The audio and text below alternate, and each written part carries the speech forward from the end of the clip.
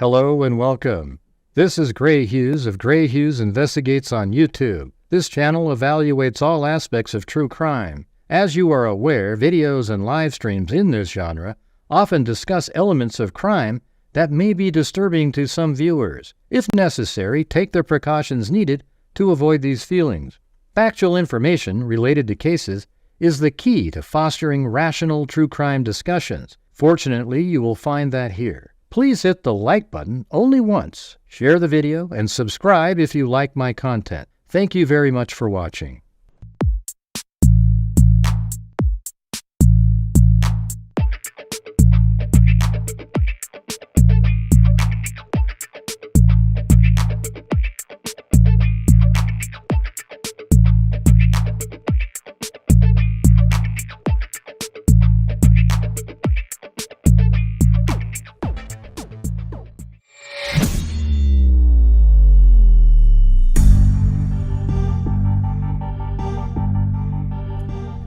Alright, there we go. Not sure what the hell happened there. It was just I was on members only.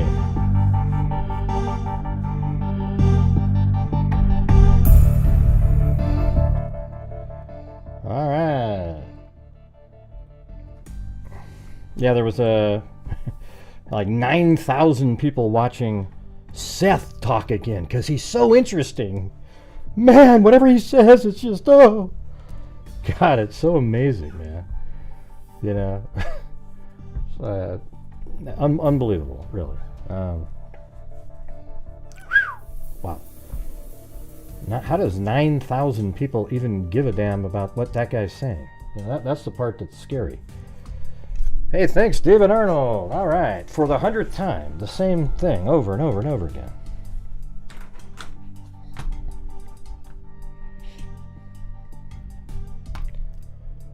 Let's see.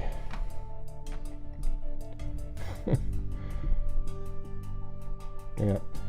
Yep, so we got some interesting stuff to talk about tonight.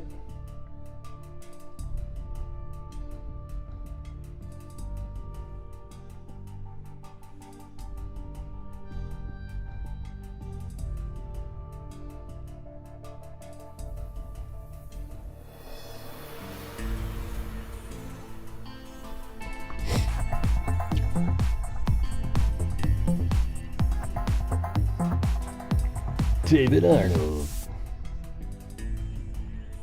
Oh, look at that. Eugenie gifted a membership to Amy with 3 dots in there. Huh? I agree with what?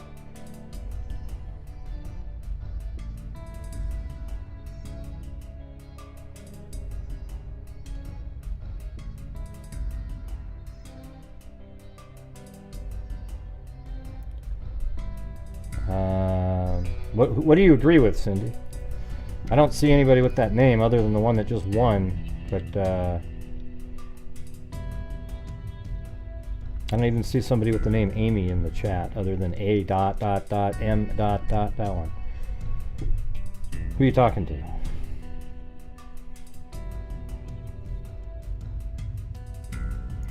What's so sweet?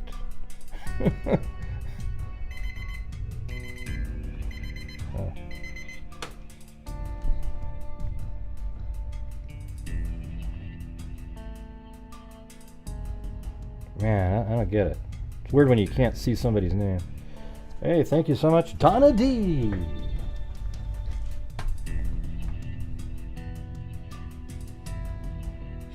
Oh yeah, well, people give away memberships all the time in here. We had a couple nights ago, it was 32 memberships given away. Thanks, Donna D. I'm trying to figure out which one to do first. Well, let's just do the Micah Miller stuff. Get that out of the way. So you know what's going to happen is that you know, the FBI is looking into JP, but people are going to think, see, they're trying. It's all fake. It was fake. I knew it was a. I bet you it has nothing to do with the homicide, or not the homicide. Her taking her own life. You know, they're going to say that You know, the FBI, they're immediately just going to assign it to that. But I think it was just through the investigation they uncovered a bunch of stuff that is absolutely illegal and probably involved like state lines or federal crimes of some sort.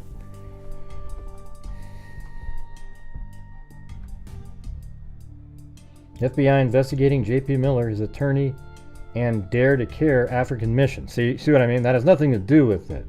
It's just going to be like, yeah, fraud or something. It's unclear how long the investigation... Let me turn down this audio. It's unclear how long the investigation has been going, but Myrtle Beach, South Carolina News has been sent information that confirms Micah Miller knew of the investigation prior to her death. Oh, so this is before. And Micah Miller kept a daily journal of it. On March 14th, Myrtle Beach police reported that nearly $1,200 in donations meant for Solid Rock Ministries missionary efforts in Africa were stolen by Micah Miller. So now it's about her. Ah, God.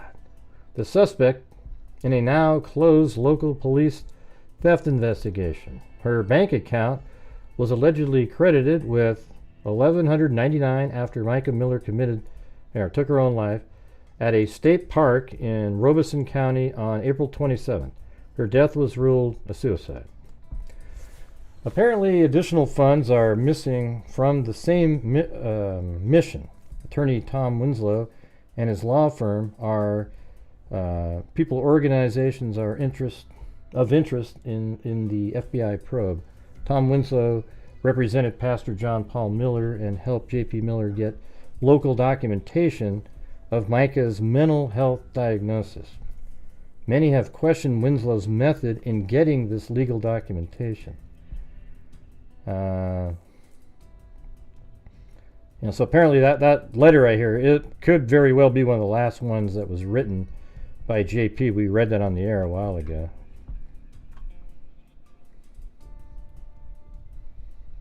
We reached out to attorney Russell Long today for a statement from his client. His staff informed us that Mr. Miller would not be making a statement at this time. So is this regarding, why are they looking into J.P. Miller if it's her that was, I know, it's sort of interesting. The Robeson County Sheriff's Office announced Monday that it had requested assistance from the United States Attorney's Office and the FBI. In a statement released Monday, the Sheriff's Office said they have been in contact with both agencies since early stages of the investigation. The Robeson County Sheriff's Office has been in contact with the United States Attorney's Office and FBI in South Carolina since the early stages of the Micah Miller investigation. Based on the information gathered during the investigation and jurisdiction reasons, the Sheriff's Office has requested the assistance of both agencies. No other information will be released at this time. Anyone with information pertaining to the Miller investigation in South Carolina is asked to contact the Columbia, South Carolina FBI office at 803-551-4200. Micah Miller died by suicide on April 27th at the Lumber River State Park in Robeson County. Last week, the Sheriff's Office released a 911 call. Yep. So, anyways, there you go. So now they're looking into the other stuff. I mean, it sounds like she took money out of the till at one point. So I'm not really sure, maybe they're checking to see if he had something to do with it. Obviously, it sounds like there was some fraud going on. Remember we heard about the airplanes and everything? I mean, who the hell knows what the reality is? So, like I said before, I think he's he's a dirtbag, not just kind of one. And he is somebody that, possibly with her mental condition created an atmosphere where, she felt almost like she had no out.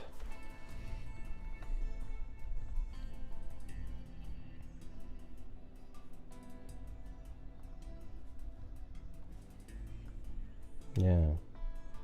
Let's see that last letter.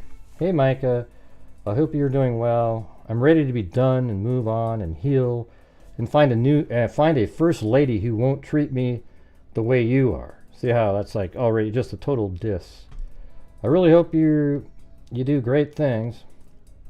I was willing to do anything. I even had the amazing desire to have kids since you're not on meds. So I don't really get that. Like when she's not on meds, she acts crazy. So what made you want to have kids? And I want to apologize for the flowers.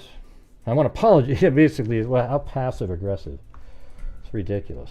You know, hey, I want to apologize for those beautiful flowers and fruit that I sent you. It's already paid for to last until your birthday. Feel free to give it all away, though. You know, I'm so great. You know. I sent that to you before I found out all the things that I've recently found out about you and what you've done. So maybe that's regarding taking money out of the fund for the Africa trip. You know, who knows? So please, let's meet soon and be divorced, and let this nightmare be over for you, for me. I'm enjoying all, he doesn't say for us, he's just saying for him. I'm enjoying all the Africa mission, and Pastor Jumba and all the pastors' wives are so excited for what we're doing, and they'll be talking to the new queen, the new first lady, and you'll be completely left out. And I've had about 10 or 12 going this time, including Kristen and Tom Winslow, my attorney, and Becca and Jonathan, etc. You know, you're going to be completely left out, all right?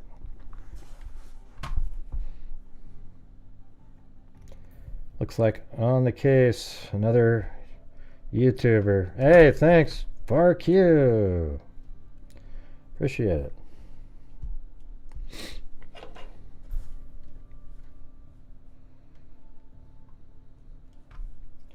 Well, that's all I got on that. Now let's take a look at the Tampa mother missing.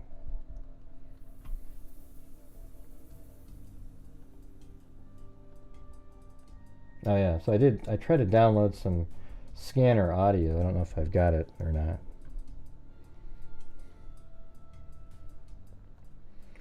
So here we go. It says, a man who was suspected of kidnapping a Tampa mother and her 9-year-old daughter has been found dead. He took his own life, according to police.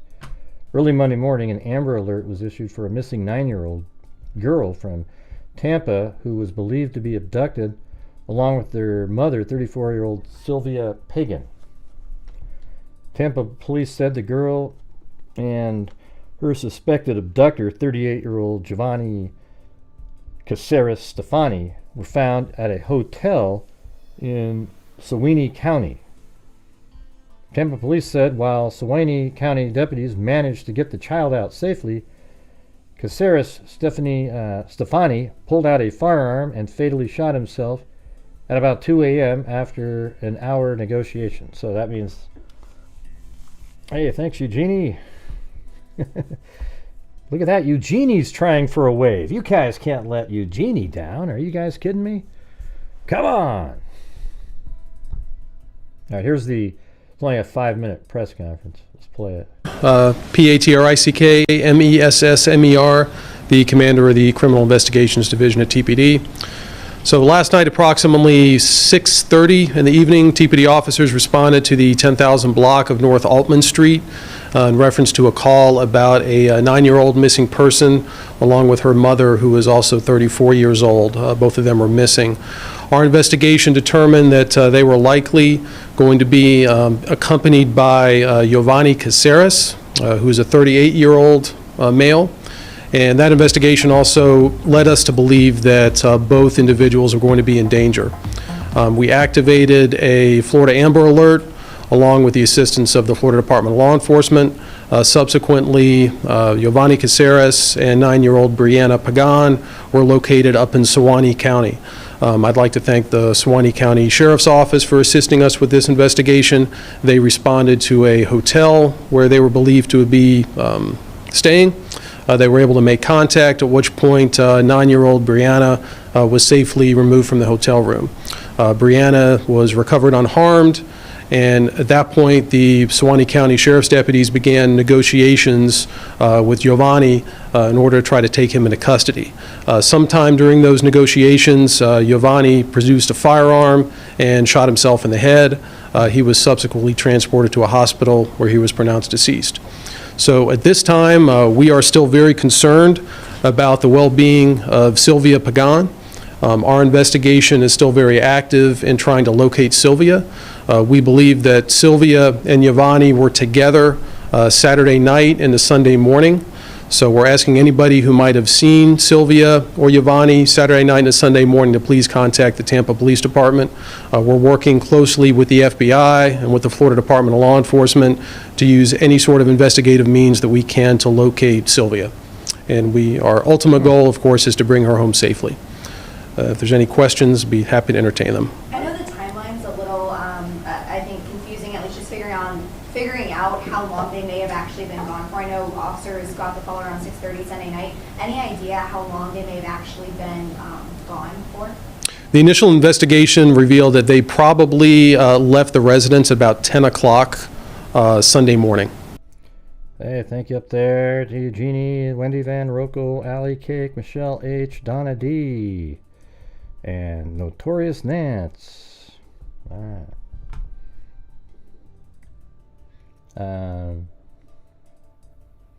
You know, it was weird. I was just looking at that. Isn't that weird? Like, I actually had this county in northern Florida already in my, you know, like, see how it's bright like that? That had nothing to do with this case. And then what's weird is there's this missing person and then, you know, this hotel here. And this was 2020, July, you know. Wouldn't that be crazy if somehow it's connected somehow? Because that's actually a hotel in this county, just like they mentioned. It's wild. I mean, what are the odds? Who the hell even, you know, Live Oak here, you know, and I don't know where the hotel is, but it's pretty strange. That little tiny county to have another missing person case related to that same place. I just looked. I covered a case out of there like, God, 2 or 3 years ago.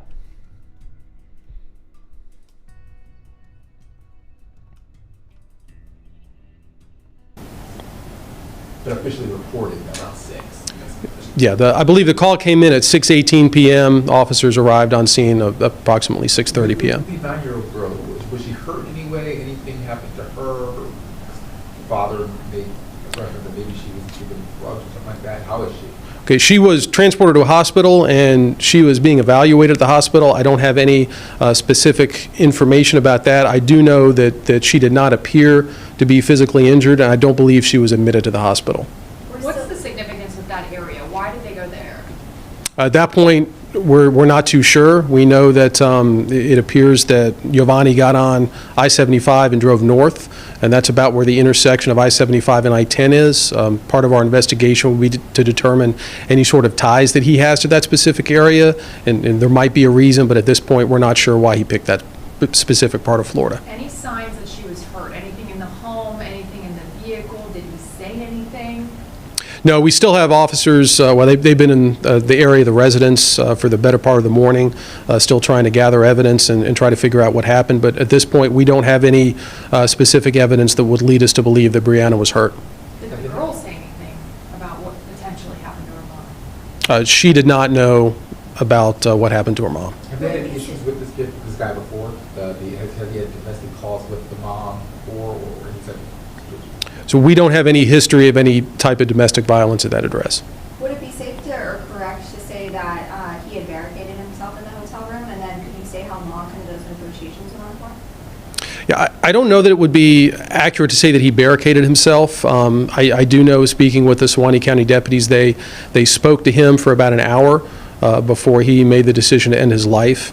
I'm not certain that it was actually a specific... Yeah, well, the family's going after JP for wrongful death, you know, maybe just abuse, and then she chose to take her own life. This other stuff has nothing to do with that.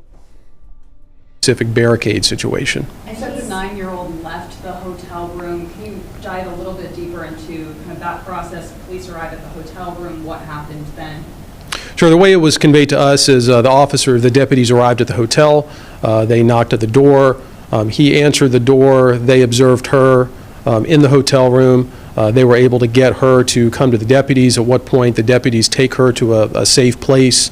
And at that point is when Jovanni went into the bathroom, retrieved a firearm, and put his firearm to the head. And at that point is when the deputies began their negotiations. We'll do one last question. What's his history? Does he have a history of violence? He does not have any history that we're aware of.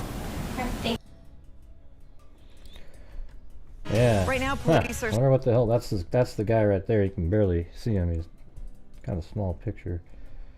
That's her. She's dead. I mean, we don't know. Well, she's missing. He's dead. She's missing. I'm pretty sure he probably just took his own life because he did something to her. He didn't kill the child.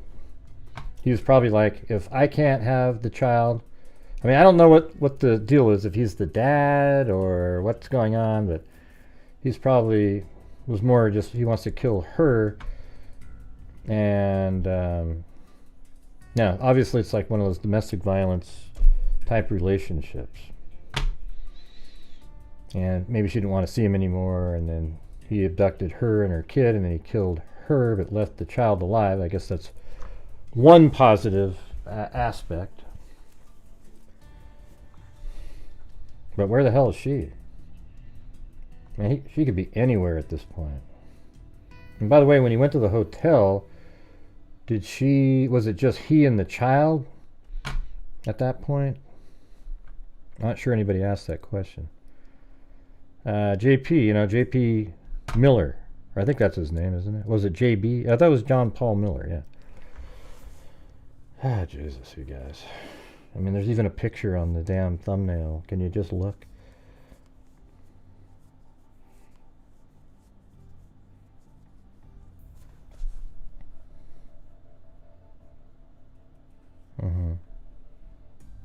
Thanks, Osiris.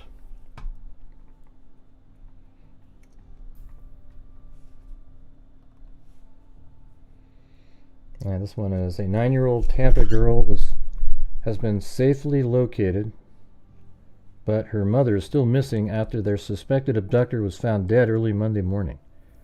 The Florida Department of Law Enforcement issued an Amber Alert for 9-year-old Brianna Pagan, I guess, around 1 a.m. on Monday and canceled it about an hour later when the child was safely located. The alert was issued after the pair vanished from the 10,400 block of Altman Street in Tampa around 10 a.m. Sunday. At that time, officials believed the child was with 34-year-old Sylvia Pagan and person of interest Jovanni Caceres Steffani. Police say it appears that Steffani drove them north on I-75 and into Suwannee County. TBD Major Patrick Messmer said investigators responded to a hotel where they were believed to be staying, but at that point, Sylvia was no longer with her daughter and Steffani. Mesmer said the 9-year-old, okay, so that's right, okay, so she wasn't with them when they got to the hotel. So somewhere along the line from down here up to here, well, it could have been even before that, right? Like from the house, he could have, just left the daughter, or I don't know if the daughter was with him, but took her somewhere, then took the daughter up, the child, all the way up into this county, and was at a hotel. Maybe he was going to be heading somewhere else. I don't know why he would have the kid with him, Yeah, so it's, when I say daughter, I mean the child of the lady that's missing. Yeah, we know Zozo, yeah. Alright, my volume is okay. Alright, there we go. The volume seems low compared to... Is it low? Testing. I don't know, I think it's... Mine's pretty loud. I can see it over here. See that? Yeah, so I wonder why he wanted to abduct the kid. It's a little weird, isn't it? Why didn't he just take the mom and do whatever he was going to do and leave the kid at the house? I mean, I hope the kid didn't see anything,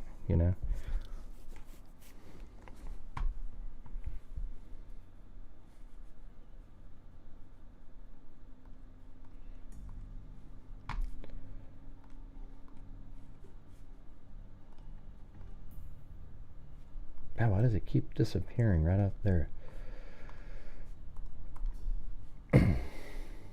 I guess that was it. Let me see what it says here. Tampa police are deeply concerned about the well-being of a missing woman who was linked to an early morning Amber Alert. Police are still searching for 35-year-old Sylvia Pagan. It's believed she was with her boyfriend and 9-year-old daughter. Her daughter was found safe and her boyfriend is now dead, but the search for Sylvia continues. Fox 13's Kylie Jones is joining us live from TPD headquarters with what we're learning. Kylie. And Haley, police believe Sylvia had left home again with her boyfriend and her daughter yesterday morning, but at some point was separated from them. Police say her boyfriend and her daughter were found across the state. Left home again with her boyfriend and her daughter. We're learning. Kylie. And Haley, police believe Sylvia had left home again with her boyfriend and her daughter. Okay, so they were all together when they left her home Yesterday morning, but at some point was separated from them. Police say her boyfriend and her daughter were found across the state early this morning before he ended up taking his own life. At this time, we are still very concerned about the well-being of Sylvia Pagan. 34-year-old Sylvia Pagan is still nowhere to be found after she and her 9-year-old daughter were reported missing, last seen on Altman Street around 10 a.m. Sunday. Tampa police say they left with Sylvia's boyfriend, Jovanni Caceres Steffani. We believe that Sylvia and Jovanni were together Saturday night into Sunday morning. The FDLE launched an Amber Alert around 1 a.m. Monday for Sylvia's daughter, but it was canceled about an hour and a half later. Police say that 9-year-old girl was found with Steffani in Suwannee County. They responded to a hotel where they were believed to be staying. But her mother, Sylvia, was no longer with them. They knocked at the door. He answered the door. They observed her in the hotel room. They were able to get her to come to the deputies, at what point the deputies take her to a safe place. And at that point is when Jovanni went into the bathroom, retrieved a firearm, and put his firearm to the head. Police say deputies on scene tried to talk with Steffani for about an hour before he ultimately shot himself in the head. Police say Sylvia's daughter is home safe, but the search for Sylvia continues. We're working closely with the FBI and with the Florida Department of Law I Enforcement. mean, how in the hell are you going to have to track a phone and somehow figure out where he stopped it? And what I don't understand is why aren't they putting out like what the car looked like and everything? So maybe somebody out there would go, hey, yeah, I saw that car. It stopped for a while over, like just like Stephen Stearns.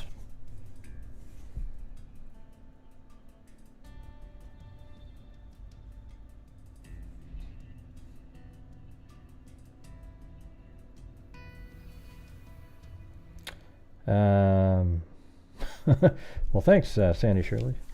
Thanks, Amber Maiden. Hey, how's it going? You feeling better today?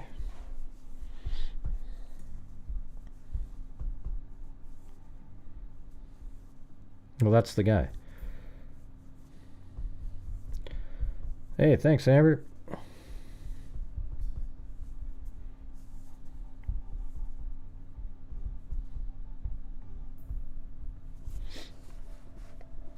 Yeah, I don't have the dad's Facebook page, so I wouldn't know. That's one of those things generally somebody would share it with somebody so they could have it. All right, let's see. What does it say? Every day seems to be getting better. All right. Very cool, very cool.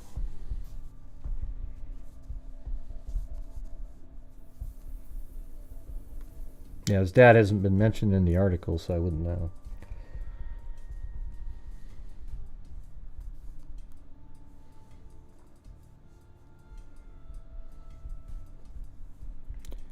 These cases get stranger and stranger.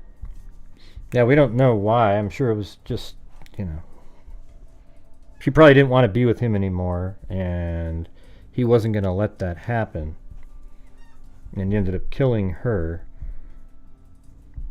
And he, didn't want to actually kill the kid, so then he took his own life. I mean, he probably, I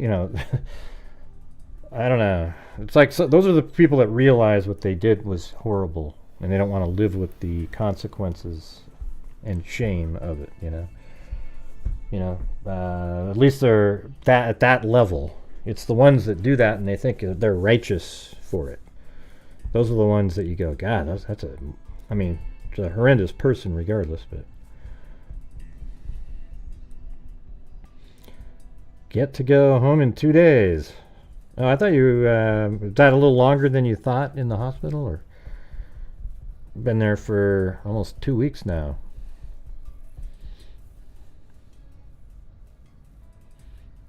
I don't think so, maybe.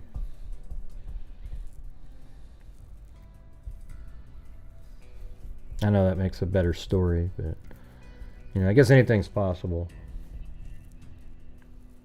I mean, it is kind of weird, right, that he took her, but, I mean, wouldn't he just have, he left with both of them, because maybe it was a ruse of some sort, but it seemed like she probably unwillingly went and took her daughter. So, you know, it could be that. It just doesn't, nothing's been stated about that.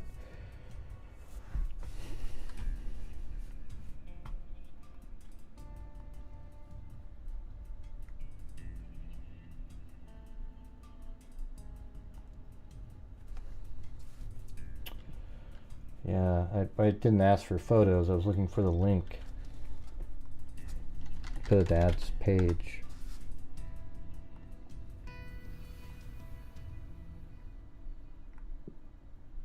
Yeah.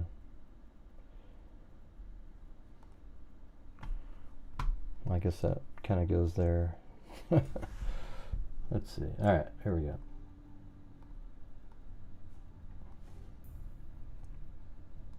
So that's her. If anyone has seen my daughter, please let me know. Let me know. Last seen at 11 a.m. with unknown man. So that must have just been, he'd already killed her at that point.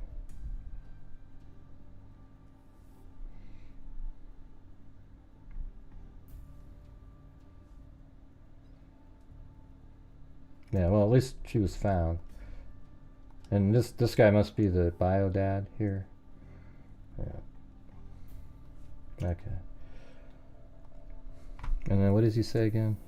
Enforcement to use any sort of investigative means that we can to locate Sylvia. I mean, it could be exactly what you're saying up above. I just don't want it to be that. Can we just have one that isn't that? Are deeply concerned about the well-being of a missing woman who was linked to an early morning Amber Alert.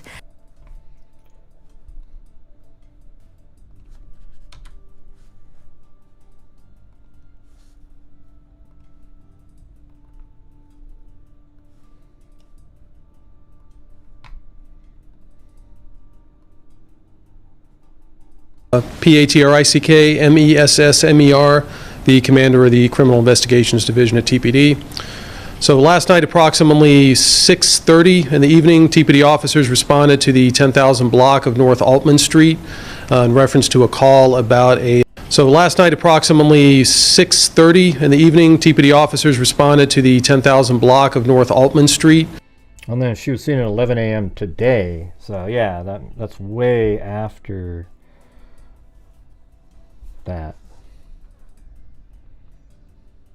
In reference to a call about a 9-year-old missing person, along with her mother, who is also 34 years old. Both of them were missing. Okay. Crazy. Yeah, I mean, if it is what was set up above, I'm just kind of hoping it's not that. You know, that's why I'm just like, I don't think so. I don't want it to be another one of these. You know, over and over and over. Like, he kills the mom, then he assaults the child, and then he took his own life, and then it's just a, you know, God, what a nightmare. If that's true. You know, you have this kid that lost their mom, and she was assaulted, and now, I mean, I don't know, maybe the dad's a good dude, you know, I don't know, maybe she'll have something, but a mom would seem like it would be a better person for that kind of situation to deal with it.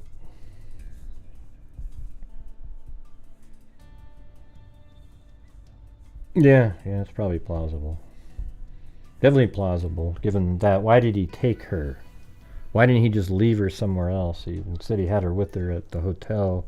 I mean, what was his plan?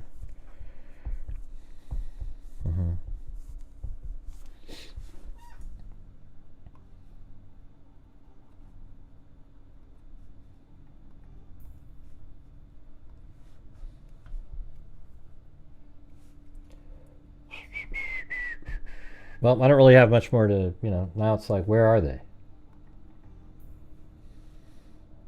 Or her, where is she? Where's the mom? There's a million places, we could sit here all day and go, well, maybe over here. Florida's got so many ponds and lakes, and there's, alligators, and it's just like, if they're way up here, that means anywhere in between down here is probably where she is. It's a massive area with lakes and ponds everywhere, woods, etc. There's really no way to narrow it because, we don't have any other information. Law enforcement likely, though, has license plate readers and things that are able to track where he was.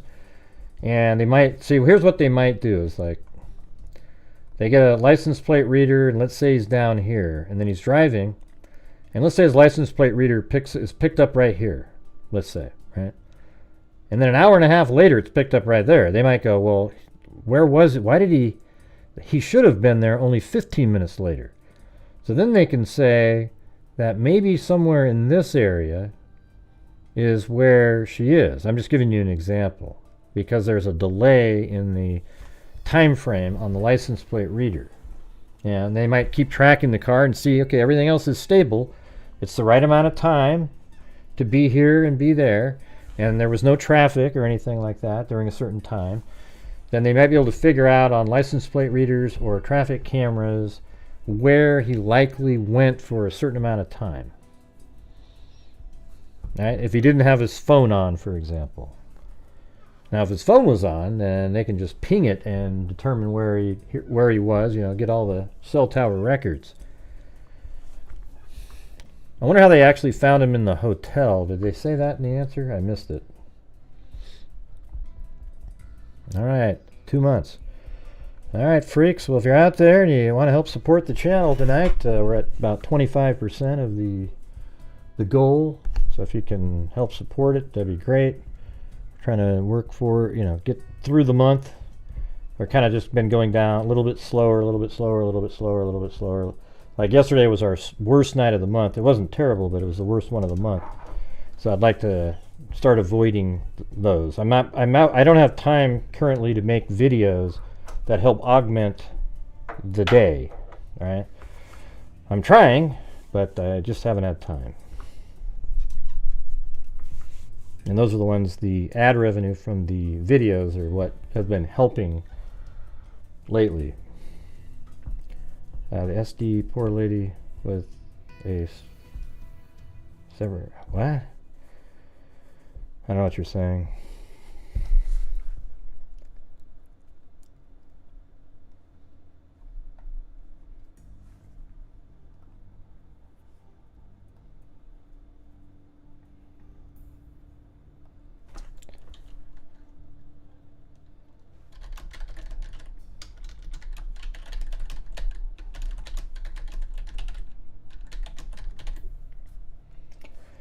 And that fell on deaf ears again.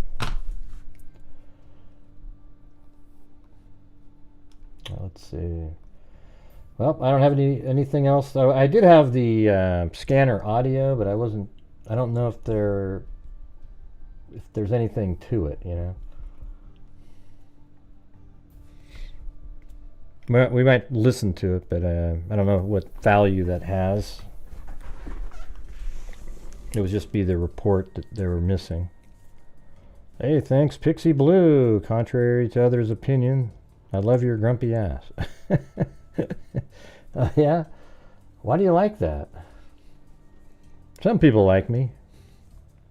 Gosh darn it.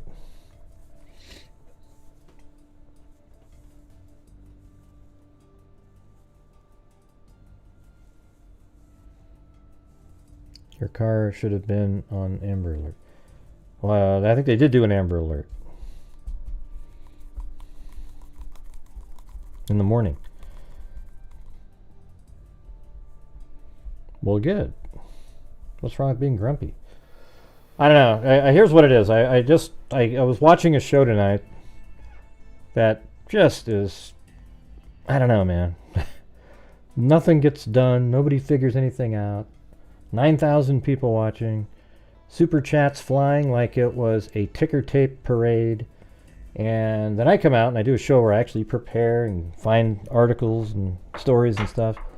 And I get 325 people, and it's really a struggle. I have to keep saying, hey, everybody, if we could try to reach the goal, you know. And it's just, you know, the things you would have to do on YouTube to really, like, on a daily basis, get a shitload of subs is something I'm just not willing to do. I can't do it. Can't do it. It's embarrassing. You know, sit there, oh, every day, let's talk to, you know, it's like, let's get Seth on again so that I can get 1 million people in here.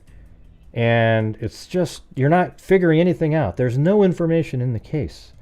It's purely another just sort of, you know, it's unreal. Anyways, I did get contacted today by an actual PI, and then another guy that's good at, really good at digital forensic kind of stuff. And they know a news channel down in, I think it's in Texas over there.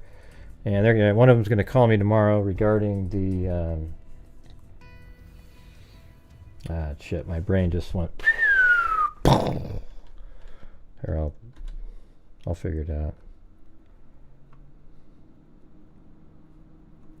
This one.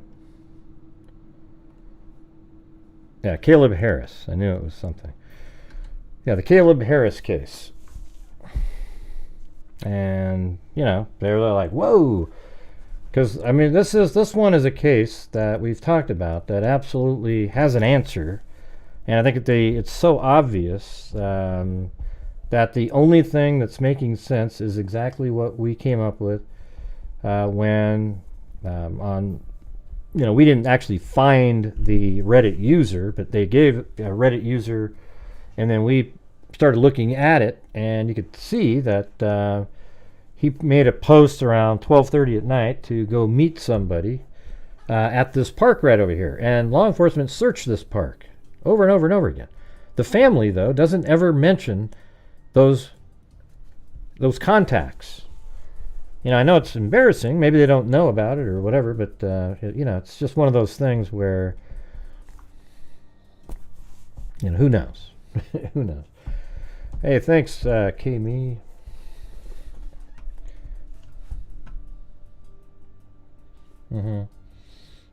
Well, I think that whoever he was supposed to meet that night, I think there's a good chance that that person, I mean, here's what you would hope for, that it was somebody that, I mean, there's no chance. Like you go, I just really liked and they went off somewhere. I think it's somebody who had ulterior motives of some sort. Something happened and, you know, it doesn't feel like he's still alive. I mean, it's possible, but man, how could he, you know, make his parents go through all that?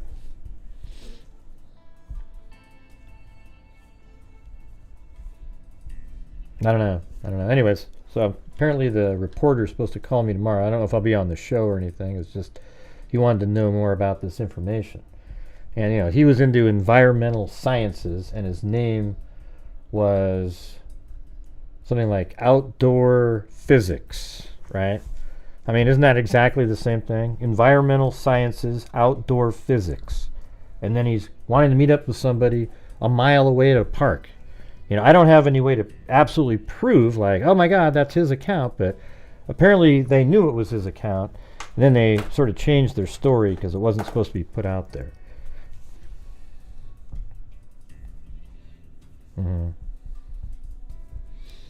What was the question that somebody asked on that Sebastian Rogers case? Oh, yeah. Yeah, so Seth apparently has some CPS records that were sort of more recent. And the amazingly brilliant host said, man, you guys should turn that into law enforcement. And it's like, you don't think that they already have that? Are you kidding me? And even he was, oh yeah, they had that before right at the beginning of when he went missing. Of course they did. Jesus, man. It's like, it's just, that's the what you get out there, you guys. Just talking for the sake of talking, kind of swarmy, get the things moving along, everybody. Ooh, oh, yeah. Anyways, we'll see how that goes.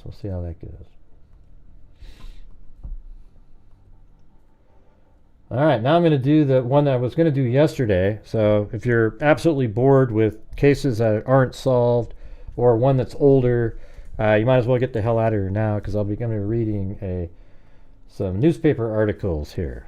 But currently we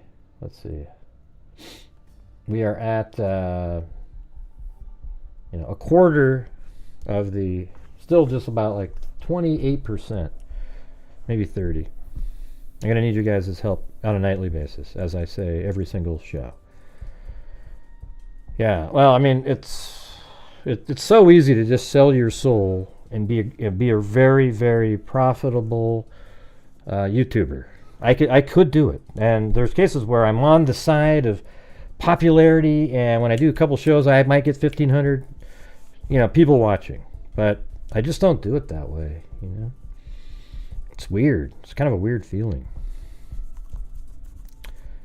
Continues. Yeah, so when they on this show that he was on today, by the way, it said the host, of course, they have nothing against the Proudfoots, of course, but brings up something that Nancy Grace had put in her document, or like one of her podcasts. That said that Seth believes that Katie overdosed Sebastian, with some sleep aids, and he just goes on, and then he goes, and then they removed it. And then the one guy said, well, that's because we had a deal that they weren't supposed to say anything bad about the Proudfoots. Well, you are right now, though. You know what I mean?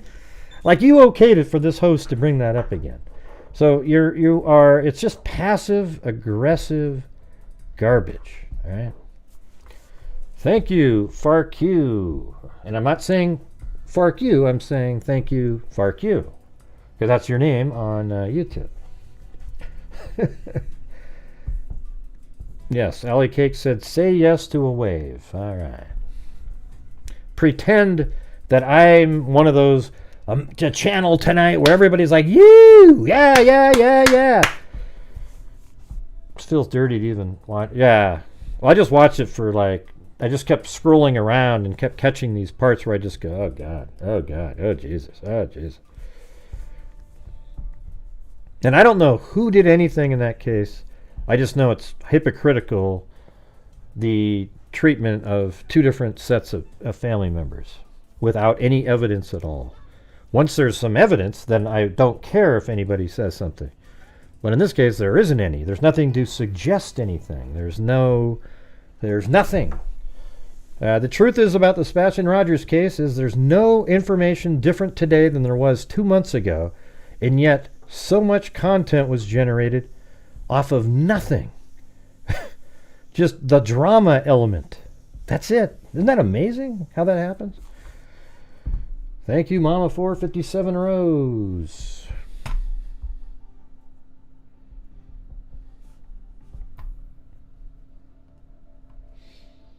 Okay, you guys want to do... I have 2 Delphi documents to look at later, but let's just do this one sort of interesting cold case from 1996.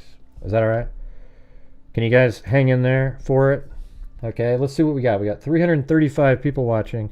Let's see how many drop out because they just don't have the ability to listen to anything else in their lives. It's just, you're not talking about Sebastian, I'm out of here.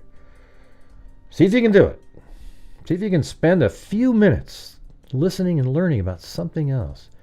Maybe it'll actually make a difference. And we're at 328. 7 have already bailed. All right.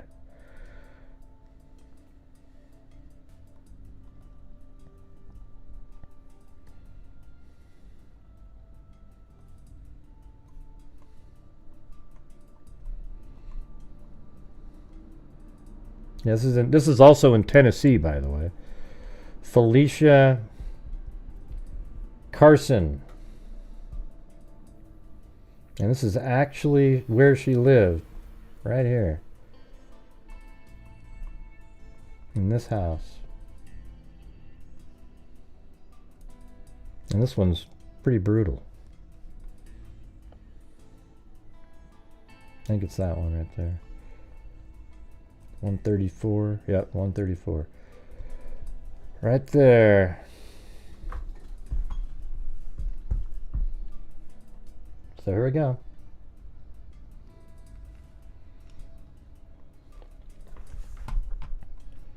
College student found stabbed in Clarksville, but she's not really, she's older than that. Another young Clarksville woman was found stabbed to death yesterday afternoon, the second stabbing victim in the city in less than a week, and the third since late November. Hey, thank you, Katja T, Sarah 67, Amber Maiden gifted a membership, and Donna D. College student found stabbed in Clarksville. Another young Clarksville woman was found stabbed to death yesterday afternoon, the second stabbing victim in the city in less than a week, and the third since late November. The latest victim was discovered shortly before 4 p.m. yesterday and this is 1996. It would have been January 12th when that happened, 1996. And this was at 134 Hadley Drive. Police investigators at the scene last released a few details, but according to neighbors, the dead woman was Felicia Carson, who they described as being in her 30s. So she was in college. She was so quiet. I don't know why anyone would want to hurt her, said Hadley Drive resident Lena Reimer, I guess. Carson, the divorced mother of the children, was attending Austin Peay State University Fort Campbell Center, neighbors said. Police would not comment on any similarities or possible connections to the other two previous deaths. And you know, it's weird because, let me see if that's it right there. Is this it? See, look at this thing here. Let's just take a look at this. So I was looking at this. This was a list they had in the paper. And she's right here, Felicia Carson. But look at that. I don't think they ever solved one of the other ones.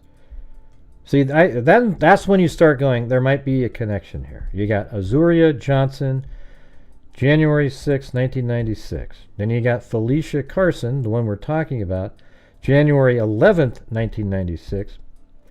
And then, you know, Diana Nix, May 3rd, 1996. And then, I don't know if this is a guy here, but, I mean, it's pretty wild to have. Might even throw this one in here. Although, isn't that a guy's name? Aaron, like that? So maybe, like, right here, these three. Thanks, Mama 457 Rose. All right, so police would not comment on any similarities.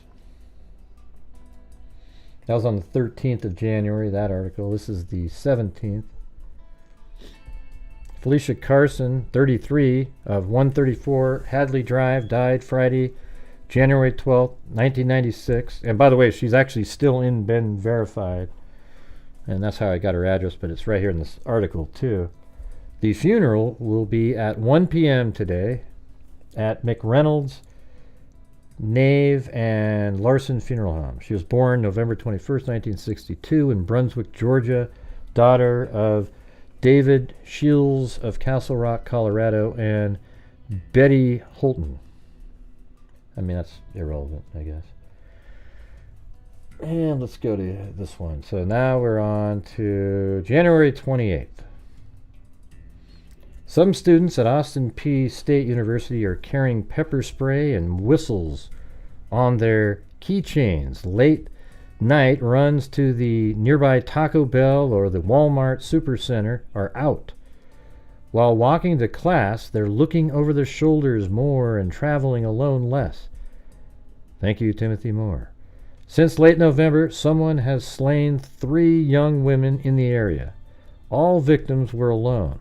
All were stabbed and each had her hands bound. So look at that. Since late November. That's it then. Look at that. Okay, let me ask you guys, is Aaron a female's name or a male's name? Sometimes I can't remember. Did they say November? I don't know. I think that's a guy, though, isn't it? It can be both. Police say that none of the victims' homes... Since late November, someone has slain 3 young women in the area. So that one isn't listed, one of those. All victims were alone. All were stabbed, and each had their hands bound. That's got to be... I mean, what are the odds that's not related at that point? One of them was Austin Peay student, and one was a former student of Austin Peay.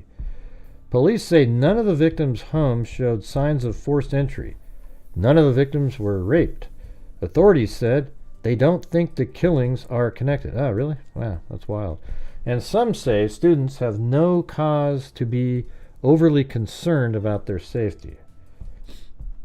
How could you, I mean, binding someone's hands isn't really incredibly common. That's what I was thinking, Mama 457 Rose. I thought ERIN is a woman's spelling.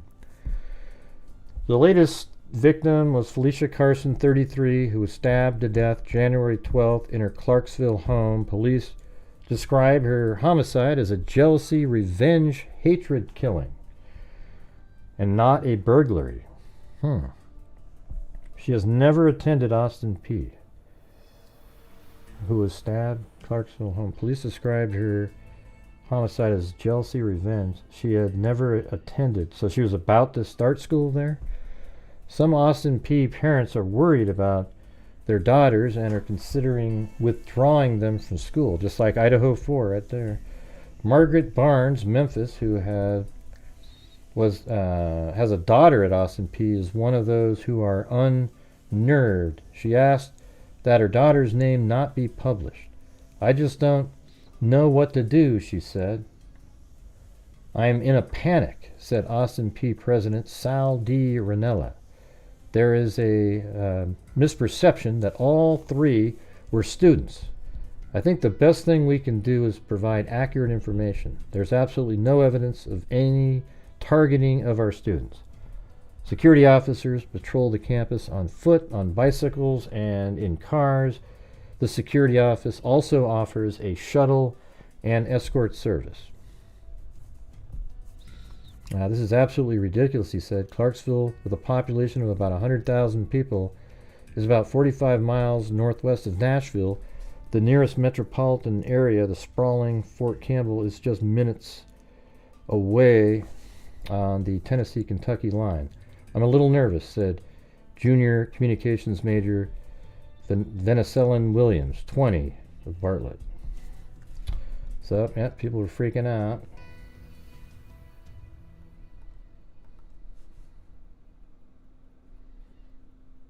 And then the next one on the...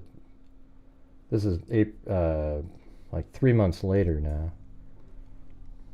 Crime victim rights cited. Those who have been through the devastating experience of losing a loved one know all too well a different kind of death. They see friendship die, relationship with other family members founder. Not sure what that means. For Betty Harrison, who lives overseas, the pain is doubled. She can't pick up the phone and call her friends whenever she pleases because of the time difference, and she only makes it to the state every few months. Her daughter, Felicia Carson, 33, was stabbed to death in January 1996. She told her 2 children to have a good day before she left for work that day. Before she left work that day, and it says, the children, upon returning home from school, were the ones who discovered her slain and bound body later that day in a closet in their Hadley Drive home. I mean, geez, can you imagine? Jesus. Keeping her memory alive is important as her family waits for some resolution to the 2-year-old homicide case.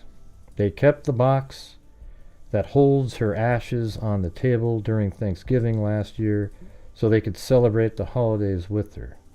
This is actually 1998, so it's a year, 2.5, basically, yeah, about 2 years and 3 months later, right, this article. Keeping her memory alive is important as her family waits for some resolution to their 2-year-old homicide case.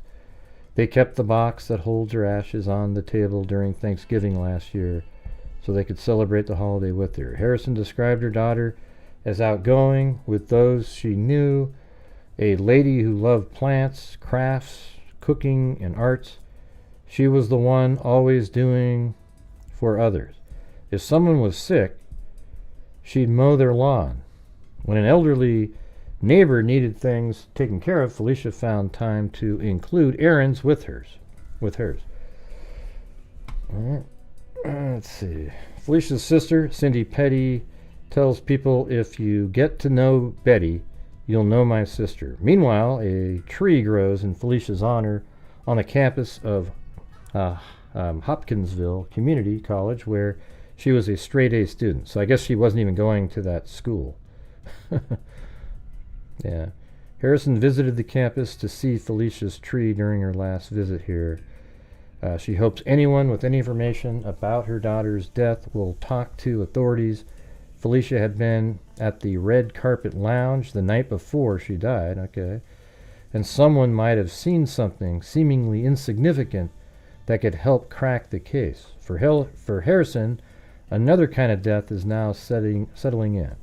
For more than a year, the thought that she wanted to die herself, feeling not only the pain of losing her daughter, but not sure if this goes to,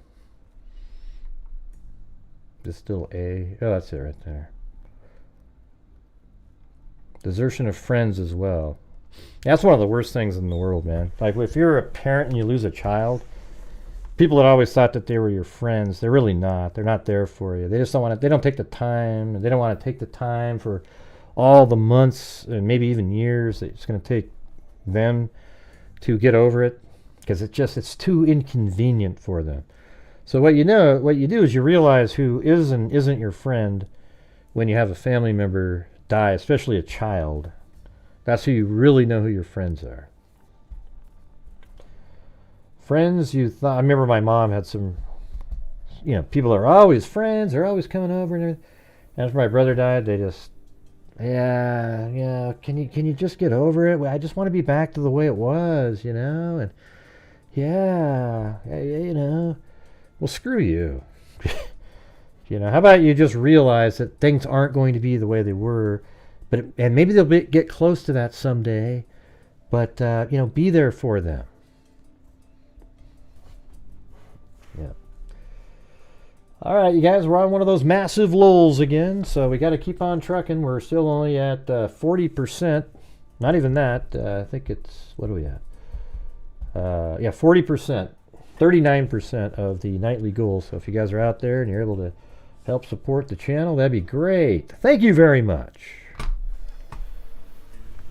Anyways, the people like that make me angry,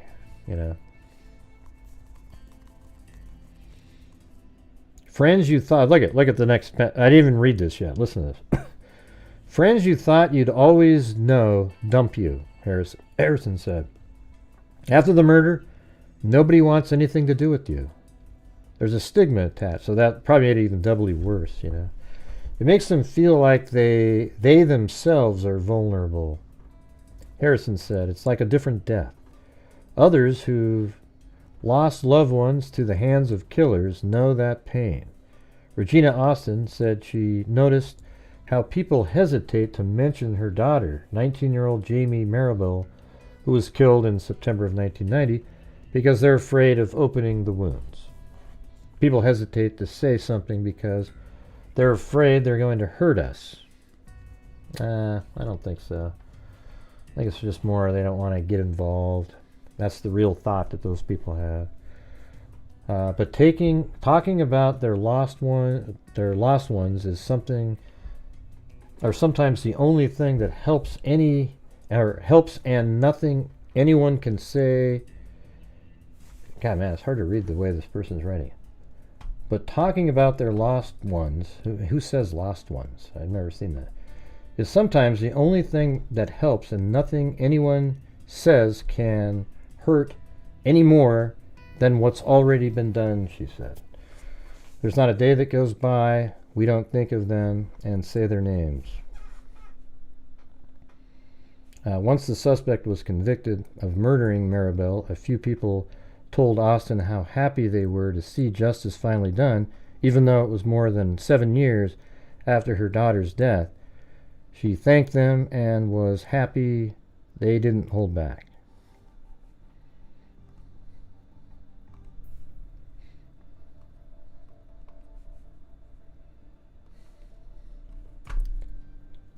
Okay.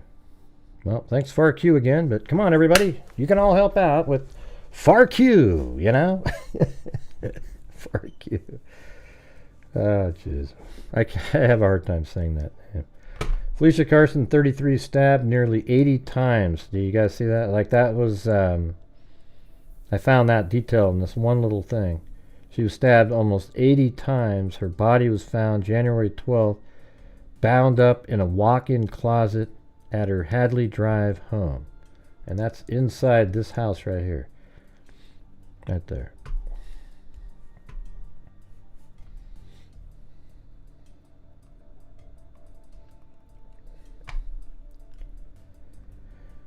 Old homicide case gets a new look.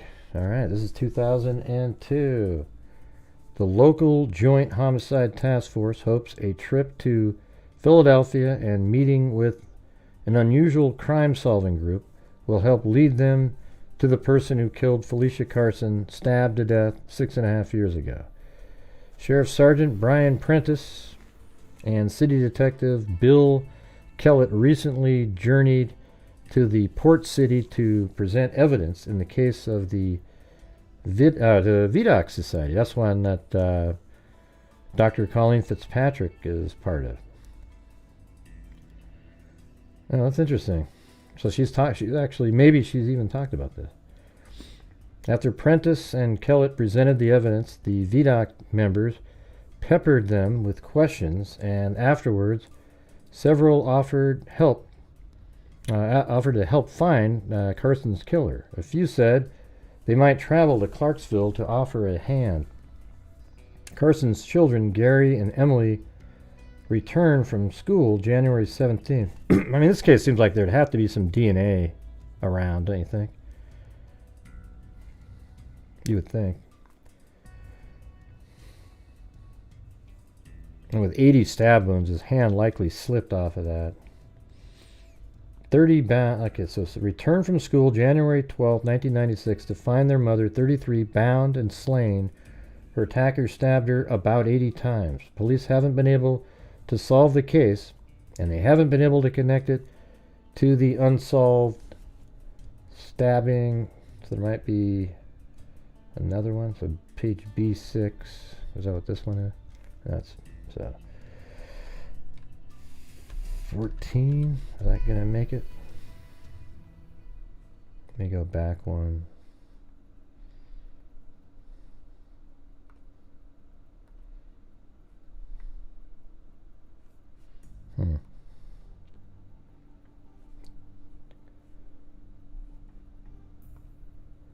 Yeah, so that's B2. Not sure where the next B page is. Let me just click through these.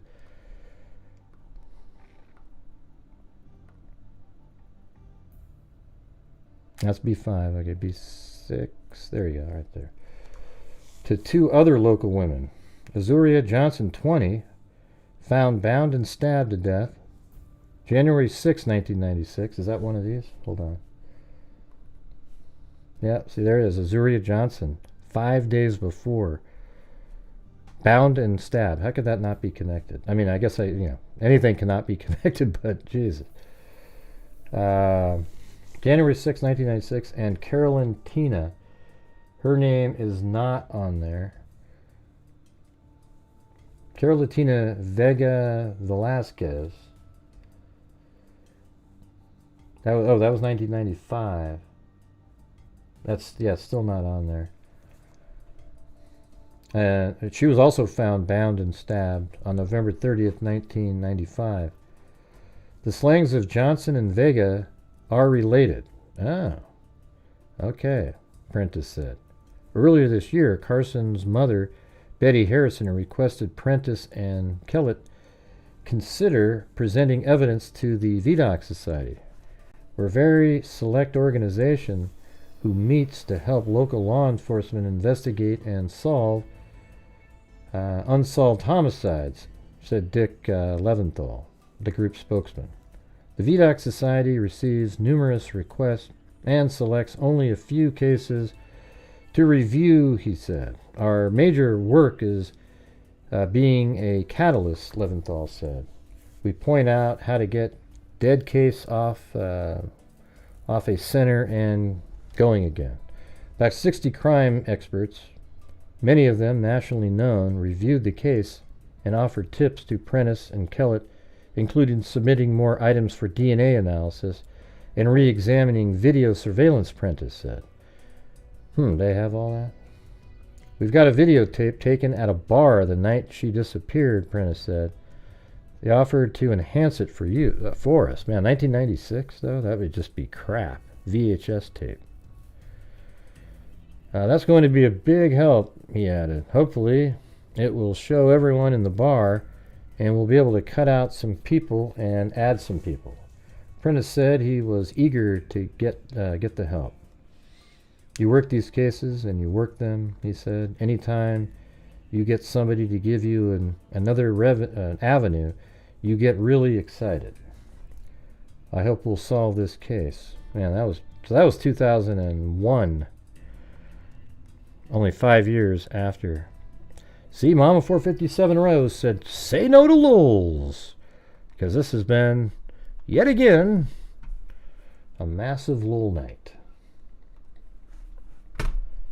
Let's see, so that was 2001.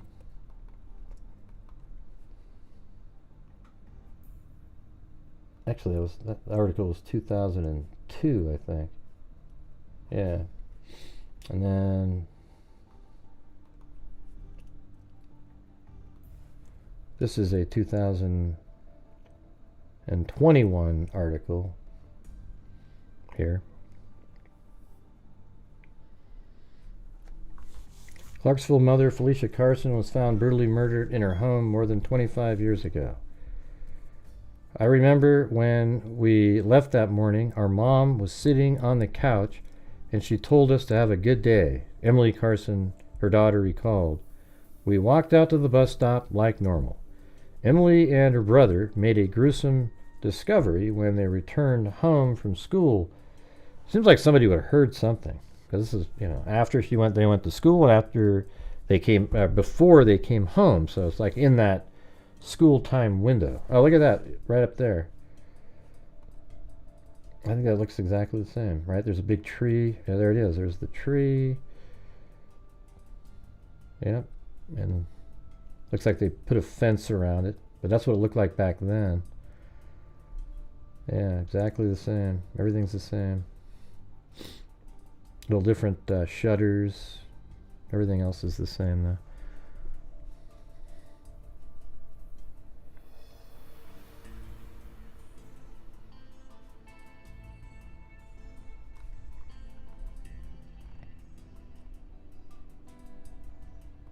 To stab and years ago. When we left that morning, our mom was sitting on the couch, and she told us to have a good day, and we walked down to the bus stop like normal, every day.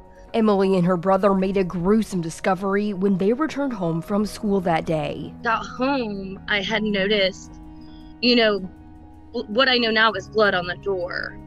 And I opened the door and I dropped my backpack and I was like, Mom, I'm home. And there was just no response. Eventually, the two discovered a sight no child should ever have to see. Their mother in her bedroom with 72 stab and incision wounds. The only reason why I did not see her that day was because of my brother. My brother is, sorry. He's the one that found her. Emily was 7 and her brother was 11. To me, I don't understand why somebody would do that. and especially because I feel like it's somebody that knew her, would know that her children would come home to what happened. It was just, it's so horrible. Now, a quarter century has passed, and Clarksville police are renewing their efforts to find answers. I think it's clear their lives were changed forever that day.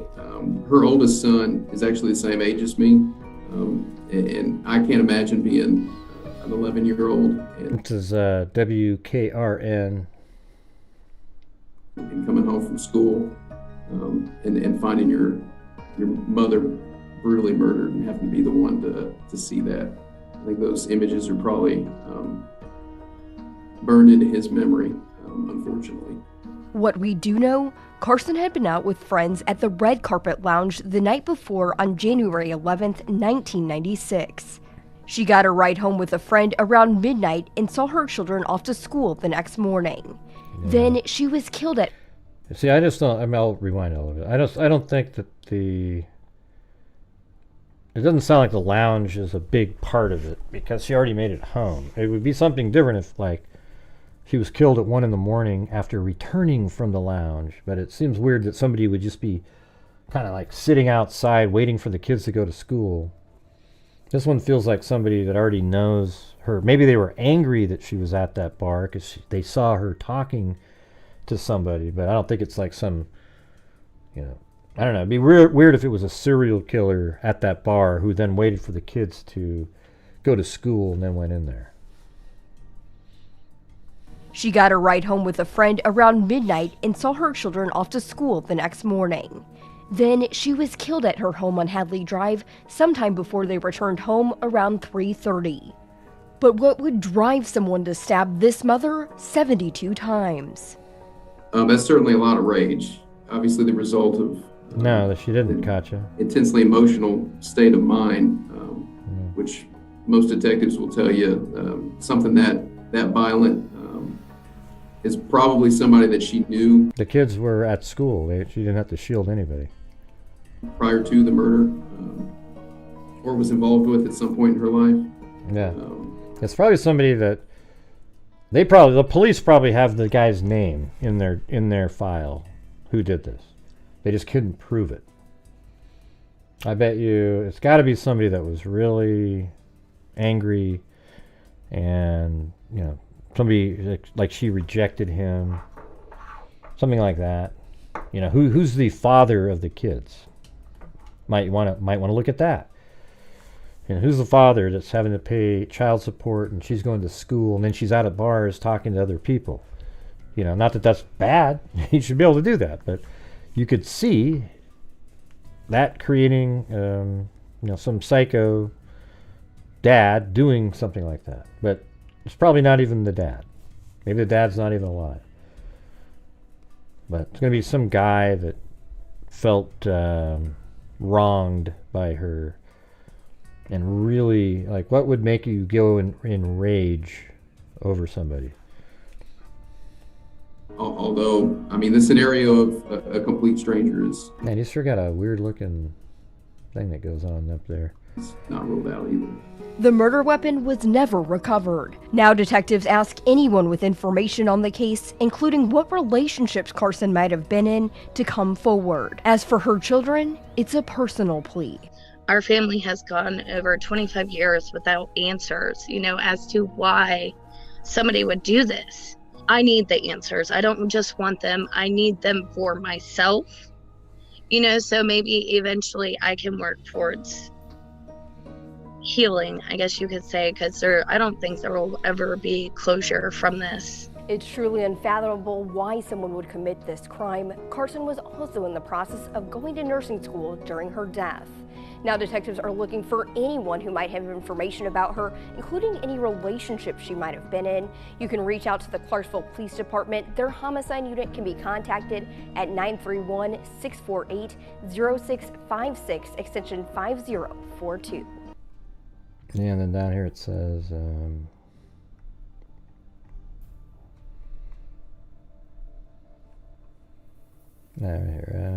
when I got home, I had noticed what I now know is blood on the door, and I opened the door and I dropped my backpack And I was like, Mom, I'm home. And there was just no response. Eventually, the two discovered a sight no child should ever have to see. Their mother in their bedroom with 72 incisions and stab wounds. She was actually in a closet. There was blood on the wall, you know, and the only reason I did not see her that day was because of my brother.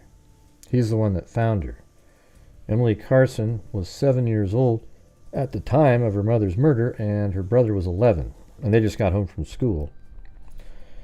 To me, I don't understand why somebody would do that, Emily Carson said. And especially because I feel like it's someone that knew her would know that her children would come home to what happened. It's horrible. I think it's clear their lives were changed forever. Where's the part about, there it is. But what would drive someone to stab this mother 72 times? Let's see. She got a ride home with a friend around midnight and saw her children off to school the next morning. So she was killed probably between like 8:30 and, maybe 8 in the morning and 3:30. But what? I wonder if she made any phone calls to anybody during the day that they could narrow that down even more. But what would drive someone to stab this mother 72 times? That's certainly a lot of rage. It's obviously the result of an intensely emotional state of mind, which most detectives will tell you something that violent is probably someone she knew prior to the murder. Detective Carlton added, although the scenario of a complete stranger is not ruled out either. The murder weapon was never recovered.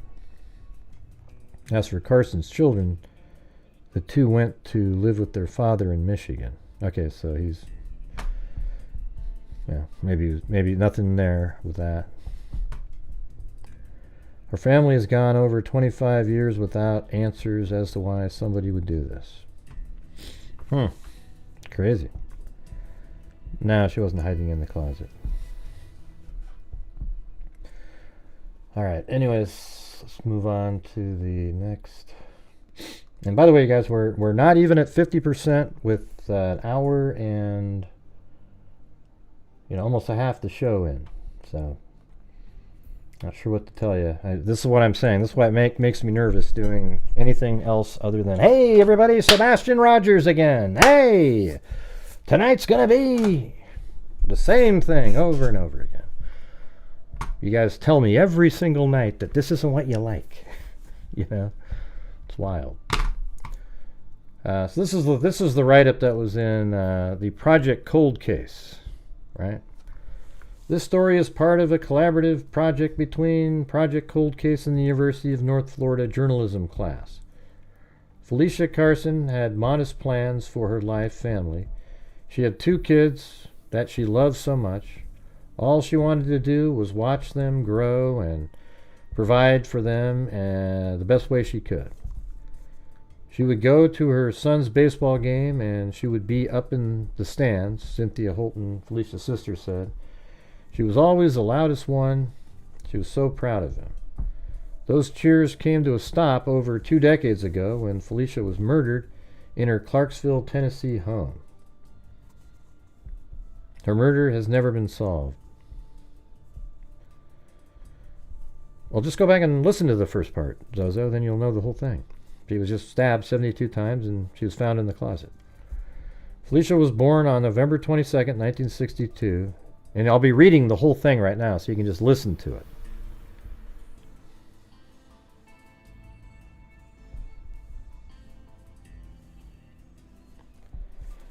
Yeah, who knows how many people, like, the street isn't really, it's kind of, everybody's a little bit, the neighbors are there. You'd think somebody would have heard screaming or something.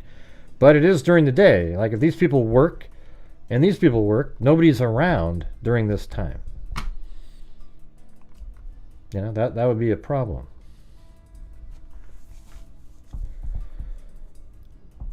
She had dark hair with natural red highlights. Her hair was long and always had some curls in it. She was beautiful, and her smile brightened every picture she was in. As a little girl, Felicia would change her clothes 3 to 4 times a day, and she was full of spunk and energy. Felicia's aunt, Christine Fisher, remembers her as a special and cute little girl. Christine used to joke that Felicia was her own child. Felicia absolutely adored her family, and they loved her. Whenever we would go into a tiff, no matter how upset she was with me, she would always walk me out to the car and hug me before I would leave, always Cynthia recalled. She would hug me and tell me she loved me. She loved her family. Felicia's mother always put on a wonderful family gatherings, barbecues, Christmas, Thanksgiving. All were great times enjoyed by family. See what I mean, you guys? Look at right now. Just Lowell City, because we're going over a cold case. Felicia's mother, and then it says, after high school, Felicia got married and lived in Germany for a time with her husband. Okay, and then it says, in Germany, the couple had their first child, Gary, and when they came back to the States, they welcomed Emily to the family. So the 7-year-old and the 11-year-old were Gary and Emily. Felicia and her husband eventually separated, which was tough for her. She became a single mom with 2 kids to raise, and she wanted to do better. Felicia was very smart and always mathematically inclined. She enrolled in nursing school and was doing very well at it.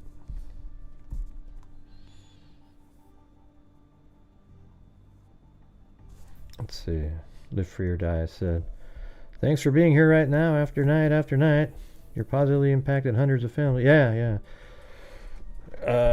Thousands of individuals everywhere. Yeah, well, you would hope so, but it's just my channel can't survive when I cover these types of cases. Isn't that sad, you guys? It used to be I could cover any case at all. We go over 3 cold cases and we do just fine.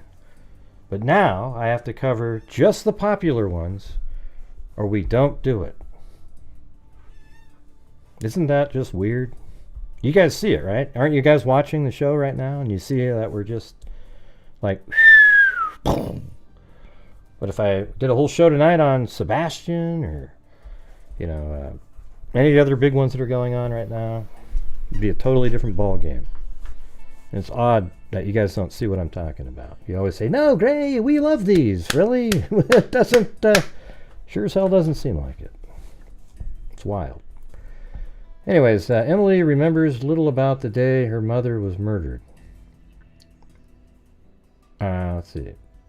Came back that afternoon. Okay, she loved gardening and working. So it says it was January 12, 1996. Emily was just 7. It was a Friday. Emily wanted to get home before her brother so she could watch TV first. Her mother had a rule that if she did not keep her room clean, the TV would go in her brother's room. When Emily arrived at home, she remembers seeing the blood on the door. Their house had dark carpet. When Emily walked in, it looked like there was mud all over it. She yelled to her mother that she was home, and there was no response. Emily could tell something was off. She dropped her backpack down and walked to the hallway. The first door on the left was her mother's bedroom. Emily passed by the open door and glanced in each room looking for her mother. At that point, Gary walked in the door. The phone started to ring. It was a girl who lived down the street asking if Felicia could watch her for the night. Emily told her that there was something wrong. The next thing Emily remembers is walking up to the closet with her brother and seeing more blood on the walls. That's where Emily's memories go blank. The next memory comes in the friend's kitchen. Speaking to police officers, they inform the children that their mother has been killed.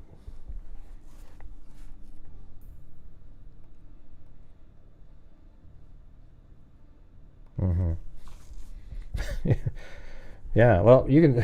I mean, the thing is, what I just told you guys is reality. And you get people in there go, oh, boo, boo, boo. Do you guys want me to just cover the big ones over and over and over and over again like everybody else? Because if I want my channel to succeed and get a lot of subs and build and build and build and get bigger and bigger and bigger, that's what I got to do, right? And it's just the truth, and it's weird. I try to explain it to you guys on a nightly basis, but It's like, yeah, well, who cares, Gray? Who gives a shit? Anyways, it was Friday. Emily wanted to get home before her brother so she could watch TV. I guess we did that part. The first door on the left was her mother's bedroom. The phone started to ring. It was a girl who wanted to have Felicia take care of her. That's where Emily's memories go blank.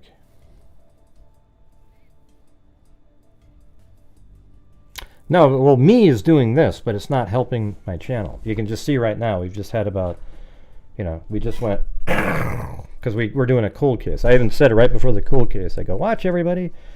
And that's exactly what happened. Scary. Like, man, I just so want to do this cold case, but I can't, because I got to, The next thing Emily remembers is walking up to the closet with her brother and seeing more blood on the walls. That's where Emily's memories go blank. The next memory comes in the friend's kitchen speaking to police officers. They informed the children that their mother had been killed. Felicia was stabbed 72 times according to reports. She was just 33 years old. Hey, thanks, Gotcha T. Felicia's children were the last ones to see her. She saw them off to school that morning and was murdered in their home in Clarksville sometime before they got home at 3:30. After Felicia's death, the children were sent to live with their father in Michigan. They could probably tell, like, if she had breakfast and it wasn't, like law enforcement probably knows a really short window. You don't know exactly when they ate or anything, but you could tell, like, if it, maybe what kind of food it was, and you could sort of guess. You could probably narrow it down to like a 3 or 4 hour. And maybe the kids even saw her up having something to eat, This changed their lives forever. Emily and Gary were left without a mother. Their happy lives were taken away along with their mother. Now they are left with only memories of her and that fateful day. Emily is now a mother of her own. When her son turned 7, she couldn't help but think when she heard herself was that age. So I guess she was 7 and Gary was 11. At age 33, Emily often thinks about how old her mother was when she was killed. I can picture her sitting on the couch reading in Style magazine and telling us to have a good day at school, Emily said. Emily believes that her mother would want people to remember her as a high-spirited, loving mother. She was tough, but always helped people when they needed it. She would give you the shirt off her back. Anyone with information on this case is asked to reach out to the Clarksville Police Department Special Operations Homicide Unit at 931-648-0656, extension 5042. Yeah. So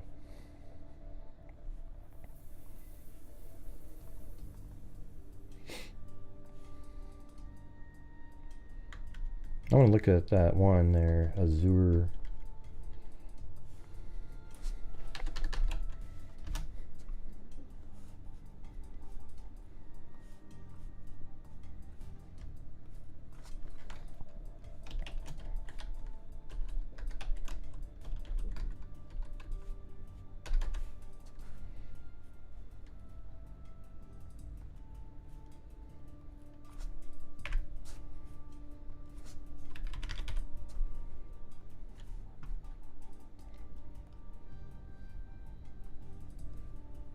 I mean, the other ones seem, I bet you she wasn't stabbed as many times, so that's why they don't think they're related.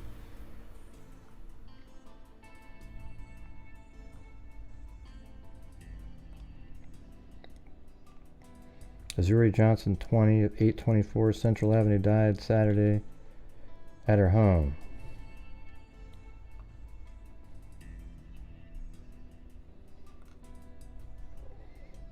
Okay. Clarksville detectives will meet today to pull together all information they have on the gruesome stabbing Saturday of Azuria Johnson. The 20-year-old woman was found dead in her apartment at 824 B Central Avenue at 248. Let's see where that is.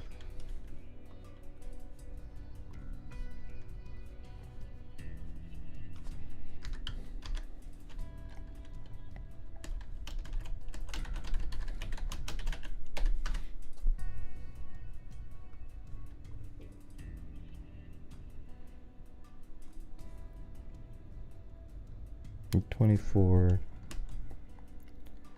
Central Avenue. Oh, really? Clarksville, Tennessee. Okay.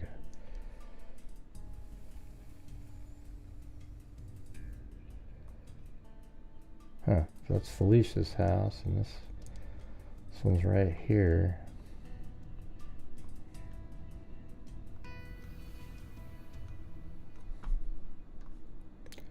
Thanks, Paulette Leonard.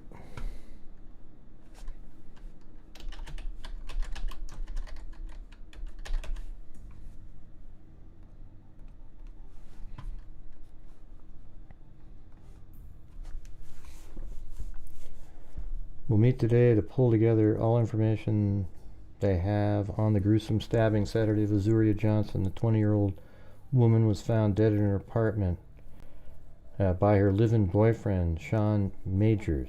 Johnson had been stabbed 9 times. It's kind of a lot. And her wrists were bound behind her back with a telephone cord. No arrests have been made. A bloody butcher's knife found on the kitchen sink counter may have been the murder weapon. Yes, it's likely the knife was used, but we don't know that for certain right now, said Clarksville Police Department. That's among the things we're looking at. Let's see something. Maybe there's an answer. Murder of Azuria Johnson. It's still cold? Yeah, jeez. It still hasn't been solved.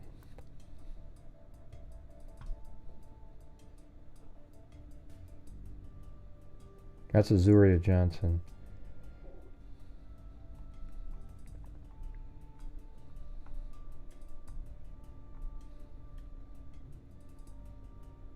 Yeah, weird. Right after Azuria Johnson, Felicia Carson.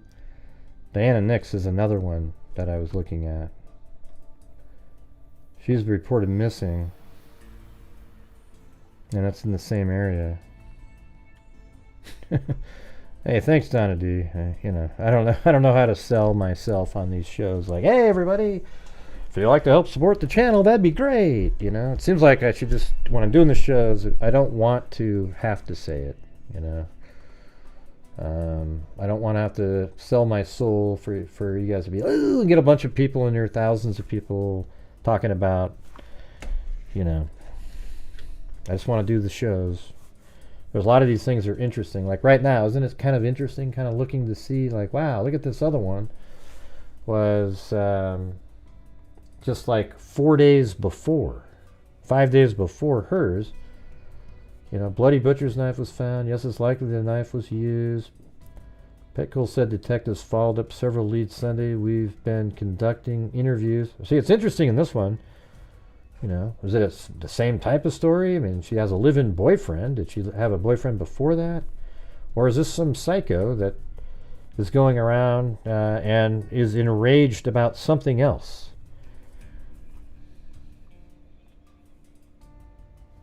Oh, that super chat up there? Sorry. Well, you don't need to read it, do you? I mean, I'm reading it for you. Yeah. Thanks, Allie Cake and Donna D. Yeah, I mean, I'm just reading something. You know, I'm just reading it out loud, so you just have to use your ears, you know. Let's see. Majors told police when he arrived at the apartment the front door was locked, but the deadbolt wasn't set. When he entered, he saw the apartment had been ransacked. Then he saw Johnson's feet. So, you know, maybe in this case it feels different because it looked like there might have been a robbery as well, where the other one was just purely to kill Felicia. It's interesting that they're both bound. I mean, how often do you get that? A large butcher knife with red stains on the blade was discovered by police in the sink, or on the sink counter, the report said. Johnson had been stabbed in the heart, lungs, and aorta.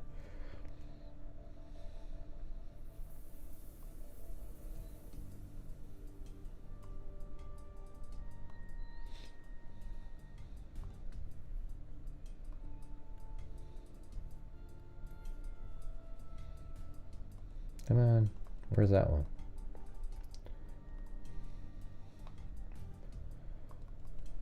Well, thanks, Mara, 457 rows, but I'm done reading. Let's see.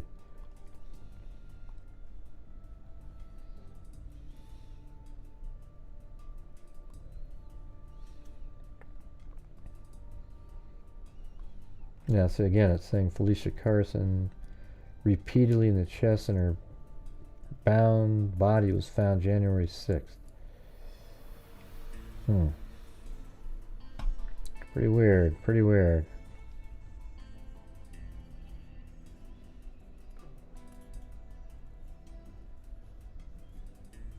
I don't know what you're talking about. Yeah, I don't like to have the emoji thing open. I can always turn it off. That little reaction thing, is that what you're talking about? Yeah, right there. I wish YouTube would turn that off and make it something that you have to turn on. Like, it should be the default that it's off.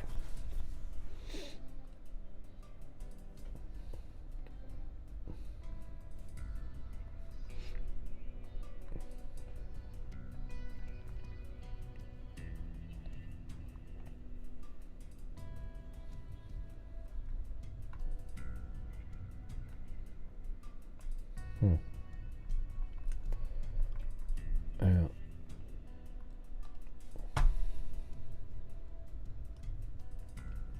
Well, that's all I had on that one. Isn't that weird? Just one of those crazy cases. Seems like you'd have a lot more information, but that's not really that far away from the other house. Yeah, well, it's 7 miles total, but within a 5-day period, 2 different women bound and stabbed multiple times. That's really coincidental there. Because how many times do people get bound and stabbed to death?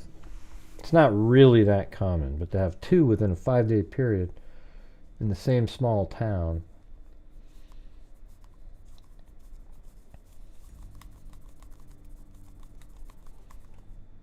Thank you, Michelle H. Hey, we're probably at 57% now. It's pretty good.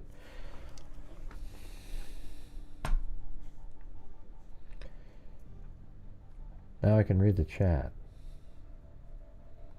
I don't know. Is that worse on your phones? That little reaction emoji thing? Just type in the word Kacha T. We don't use that over here. I know you've been watching the other channels that like using that shit, but we don't say that in here. It's called sexual assault. Yeah.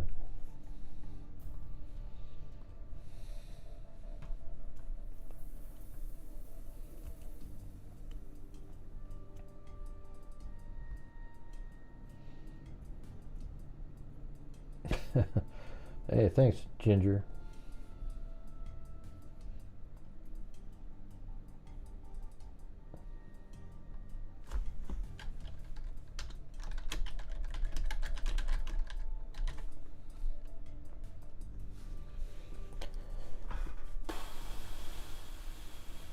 Let's see. How do I get to... All right, so the next thing we have right now is going to be the... we already did the Micah Miller. There's a whole bunch of stuff. The FBI is investigating not the death, but some of the practices and things that went on inside that church. Okay, we did that. Then we also did the Tampa mother who's missing after her boyfriend abducted her and her daughter. And the daughter was found safe, but he killed himself, so that means likely he killed the mother, and she hasn't been found yet.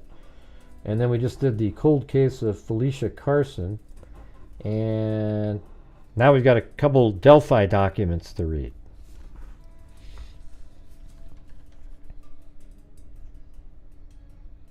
Oh, it's not your sensitivity training. That word doesn't exist other than on YouTube, Kacha T. Don't pretend, all right?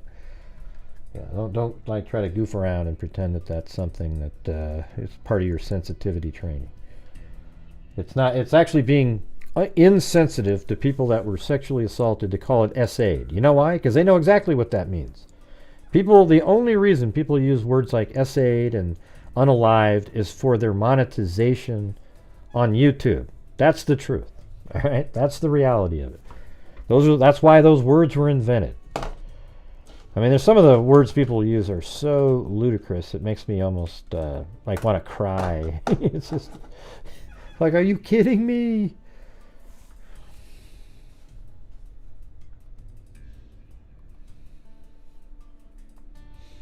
All right, here's one of them.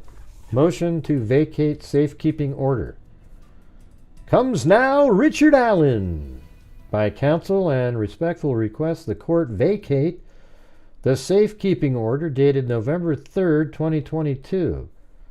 In support of his motion, Mr. Allen states as follows. Okay, so now you want to vacate the safekeeping order so he can be moved to a jail, right?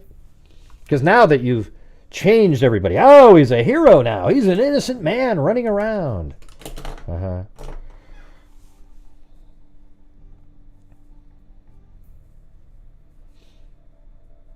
No, that's just a politically correct term that the left is trying to put out there, Scotty 400, for those people. That's different.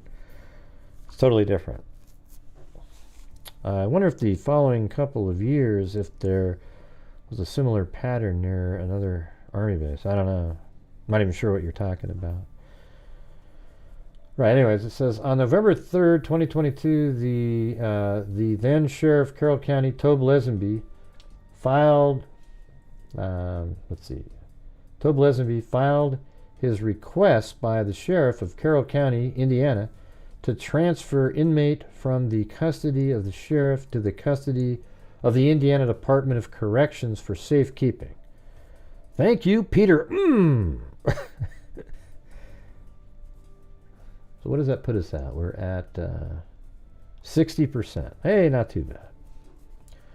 On the same day, an order was entered finding that Mr. Allen was an inmate awaiting trial and was in imminent danger of serious bodily injury or death, or represented a substantial threat to the safety of... I don't know if Goal will allow it, because what if something happened to him? I guess she could do it, and if something happens to him, it'll be on the defense for asking for it.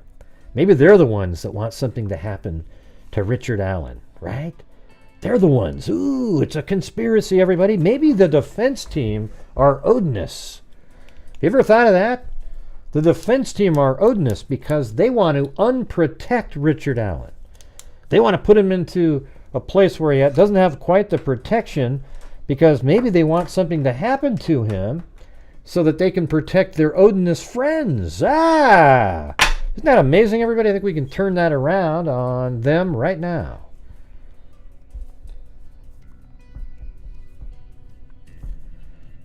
Tony Liggett is currently the Sheriff of Carroll County. Okay, on the same day, an order was entered finding that Mr. Allen was an inmate awaiting trial and was in imminent danger of serious bodily injury or death, or represented a substantial threat to the safety of others. Doesn't that make sense, what I was just saying, you guys? Because there hasn't been one comment. After I was just commenting there, the entire chat just stopped on a dime. It's amazing how it just went... Anyways, Tony Liggett is currently the Sheriff of Carroll County. On May 3rd, 2024, counsel for Mr. Allen deposed Carroll County Sheriff Tony Liggett. During his deposition, Sheriff Liggett testified as follows. I did not have a problem with him, Richard Allen, going to Cass County. My problem was going to be transport. I never had a problem with him, Richard Allen, staying in a county jail. C. Sheriff Liggett has since made arrangements with the Tippecanoe County Jail to house Richard Allen during the trial. Okay, and then it says, when asked if Richard Allen could stay at the Cass County Jail, Sheriff Liggett responded that he does not care where Richard Allen is as long as it does not become a manpower issue for him. Hello? Anybody here? I've seen one comment in the last 5 minutes. I just want to make sure that the chat's still moving. Are we still connected? Wow.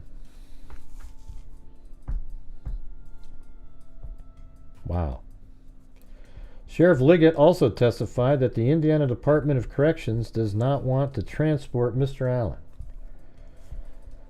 There is no current evidence that Richard Allen is in danger of serious bodily injury or death, or that he represents a substantial threat to the safety of others.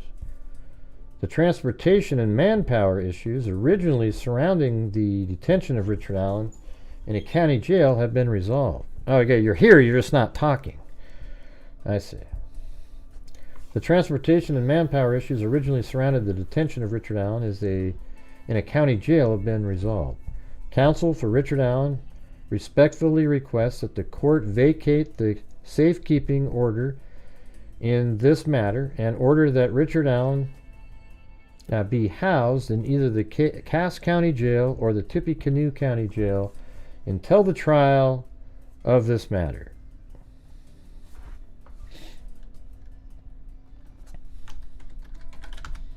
Wherefore, Richard Allen, by counsel, respectfully requests that the court vacate the safekeeping order and for other just as proper relief in the premises. Okay, so anyways, they want him to be able to be transferred to a jail.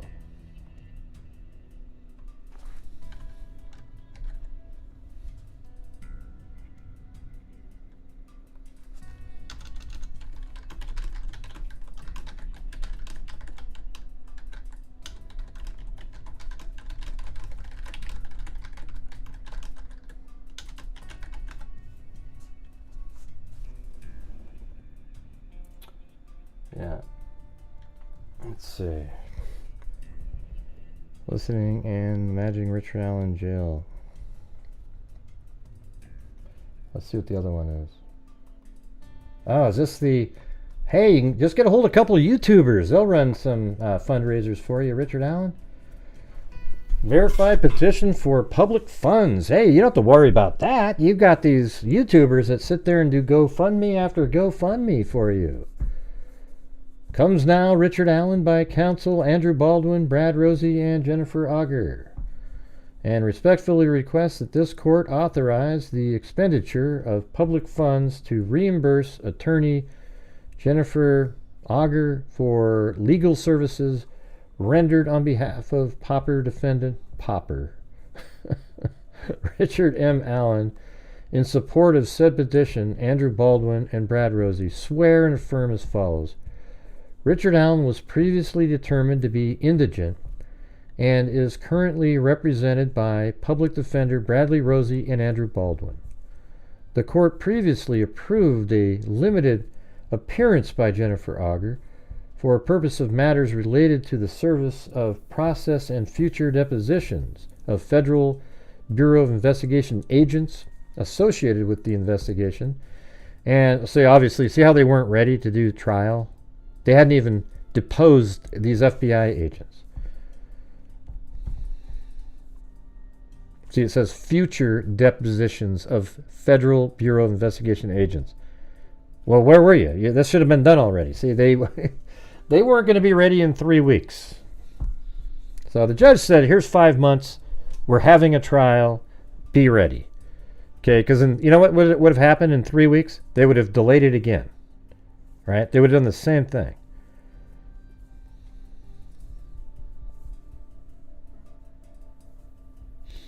Right, that's what the pro-Richard Allen people say, is that Richard Allen is actually the one who thought he was in danger.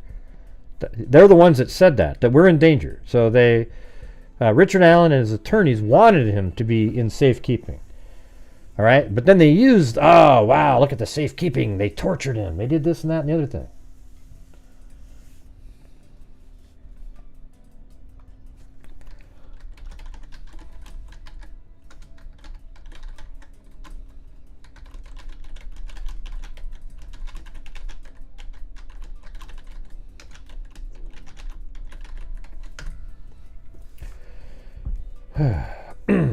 Anyways, the court previously approved a limited appearance by Jennifer Alan, okay, so it says, in order to prepare for the above activities, Attorney Auger has intimately familiarized herself with the facts of the case. Wow.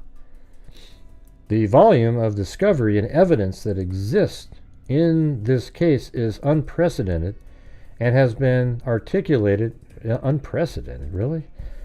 In various defense pleadings previously filed with the court, of which defendant Allen incorporates herein by reference. The prosecution has previously identified 26 terabytes of data that has disclosed. See, look at, they weren't ready at all, man. They were going to delay after 3 weeks, etc., etc. They want this person to get paid to help go through it. Hey, thanks, 80s baby. To give the court some reference. Okay, now by the way, terabytes, you can get like I'd say about a 3-hour high definition video might get up to a terabyte. All right, if it's raw data. Okay, so when they said there, 26 terabytes, you can fit the entire, every book ever written, a copy of it, and probably fit it onto a terabyte. Just the text itself. So it's obviously video in here. I don't know if, I'm just throwing it out there. Let's see. How many terabytes could all the books ever written fit?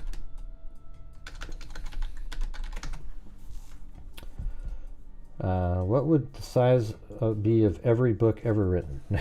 Let's see. Somebody actually figured it out. 134 million books have been published. Variable. So it would be like 1.1 million gigabytes, or I guess it's a lot bigger than what I just said. So something like, well, I currently have 2,500 books on my Kindle Fire, and it's roughly 20 gigabytes. 134 million books. Well, how long are the books? Some of them are, Dr. Seuss. Would be roughly 1.1 million gigabytes or 1,100 terabytes. So again, just even that comparison, you could look at it where it says right here, 26 terabytes. That's just all video.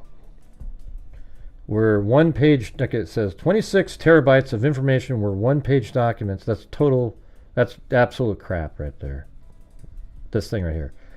To give the court some reference, if the they're saying if the 26 terabytes of information were one page, right? Of course you can say if that, right? Hey, I'll tell you what, if every one was a letter, there'd be 17 trillion letters in these documents making up the 26.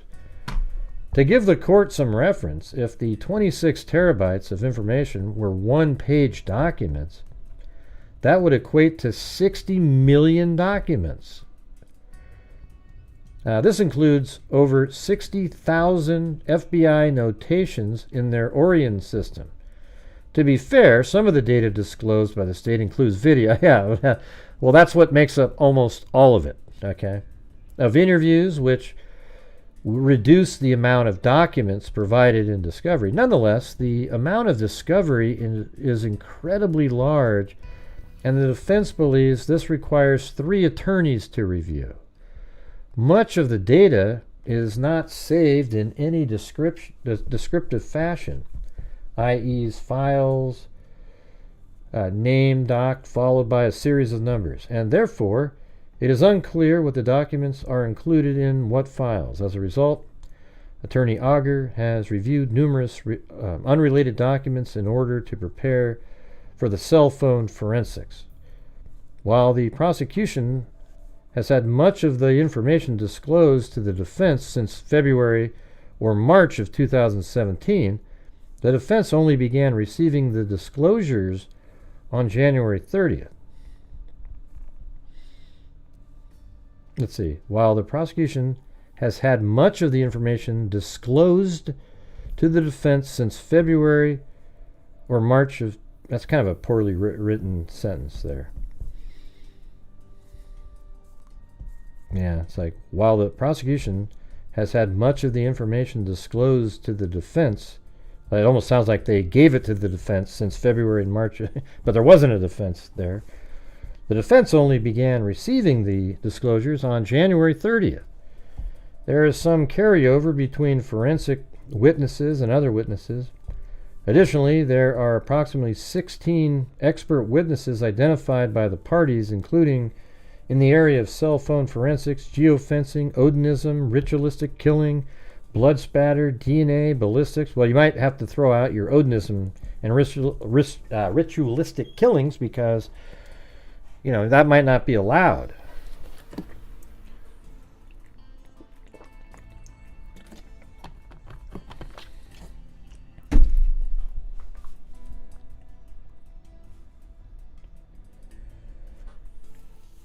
Additionally, there are approximately, and that says the parties have identified over 185 witnesses who may testify at the trial of this action. While the prosecution previously stated they were paring down their witness list, they have not excluded any witnesses from their first list. Therefore, the defense must prepare for all witnesses disclosed. Right. So you weren't going to be ready like 3 days from now, okay? I mean, it's pretty obvious at this point. You weren't going to be ready in 3 days. Hey, thanks, Pixie Blue. Heard we only give you money because the woman here liked being shouted at. Who said that? Yeah, where do these people write stuff like that? See, sometimes I'm just sitting here telling you stuff like, hey, you know, I try to reach the goal every single night so we can do what we're doing. I mean, we're almost at $200,000 from my income, right? You guys support my channel, and as a result, I give a lot of it away too. But you know, I also make an income on here. But the thing is, my income on here is openly showed on here, except, you know, every once in a while I get PayPals from people. Now, the YouTuber out there that is, you know, sort of spearheads the trolling, they're a big channel, the Grizzly person, right? She's always, you know, every time there's somebody bashing me, she jumps in there, makes a little comment, little snide, little, hey, everybody, you know, she doesn't donate a damn thing to anything, all right? So all of her income gets sort of, when anybody sends in a super chat, she goes, hey, get a hold of that person really quick. She wants everything sent to PayPal. Maybe that's good. But I can tell you this, if I got all my money sent to PayPal, I'd still be doing the same damn thing. All right? I'd still be sending in a huge chunk of money each month because that's what we should be doing, right? Yeah. Yeah, I don't know who said that, Pixie Blue, but yeah, you always hear people like that. There's a whole community of trolls, and that Grizzly person's part of it. One of her mods was actually, I think, an ex-mod of here, and it's sort of like, hey, let's keep doing this, and she's active out there. And it just sucks, but that's the truth, what I'm telling you right there. She's one of those passive-aggressive people, you know. I know, Sandy, I love it. I'm in Daytona. What are you talking about? Yeah, that's crazy. I just do my show, you know. I do my show. And if I want to criticize and say, you know, I think somebody... here's the difference, everybody. When I criticize somebody in the true crime community, it's about what they're saying and doing regarding a case, right? What they try to do is destroy somebody's character because they can't attack what I'm presenting.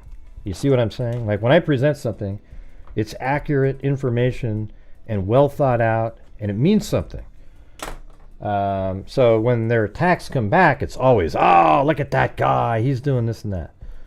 You know, it is frustrating on nights like this.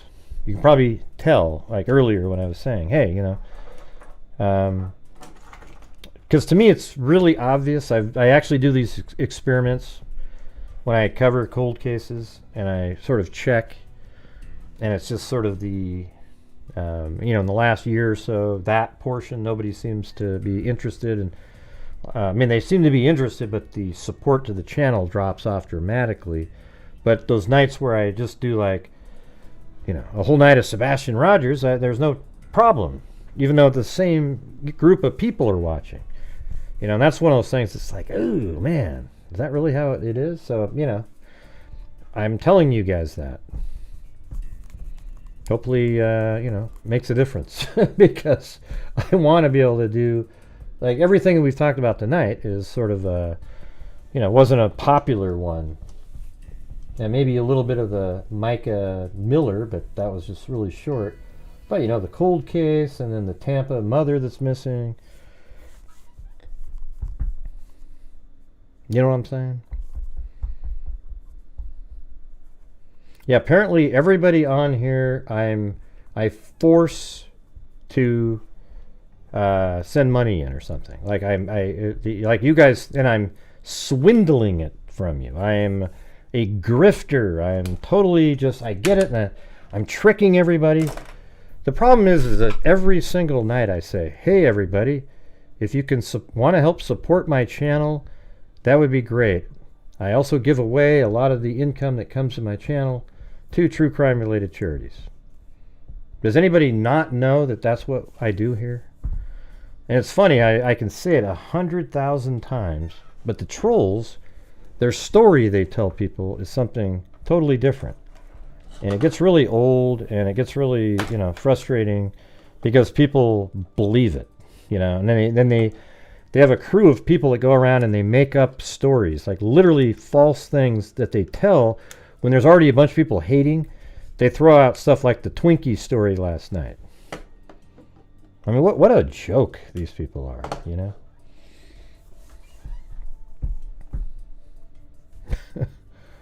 Yeah. So, anyways. Let's see, where were we? The parties have identified 185 witnesses. Yep. The state of Indiana has 3 attorneys in this matter, as well as the assistance of the Indiana State Police, the U.S. Marshal Office. Oh, God. You're so overwhelmed. The other side is so big. The Delphi Police Department, the Carroll County Sheriff's Office. Mr. Allen's defense should be entitled to parity in his defense. Okay, so you need to have the U.S. Marshal and the Indiana State Police to be on your side too, or?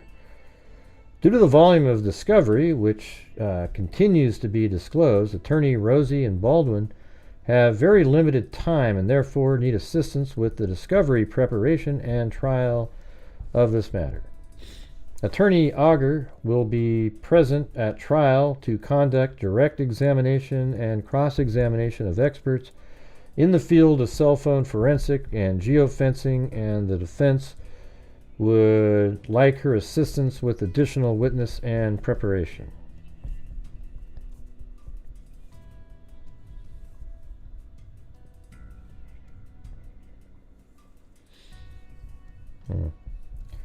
Attorney Rosie and Baldwin believe that is in the best interest of defendant Allen and in the interest of judicial economy that Attorney Auger assist defendant Allen and Rosie and Baldwin, and request that this court order the Carroll County auditor to reimburse Attorney Auger. Hey, I thought Rosie and Baldwin, you were going to do this for free. You remember that? You said, oh, we'll do it for free. And at the same hourly rate as that which Attorney Baldwin and Rosie are currently. Why are you guys being compensated at all? You guys said you would do it for free. You said reimbursement would be contingent upon the court pre-approval Attorney Auger's submitted invoices. Defendant Allen has been consulted and concurs with Attorney Baldwin and Rosie's request to add Attorney Auger unlimited appearances in this cause and for the purpose of reference herein. So I guess they're adding an attorney. Of course, it's a female too, to sort of have 2 males and a female on both sides, right? Like,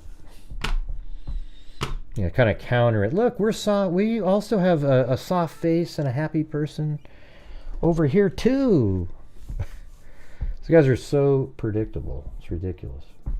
But right now we are, let's see, 56, 78 short of the low goal that we normally have.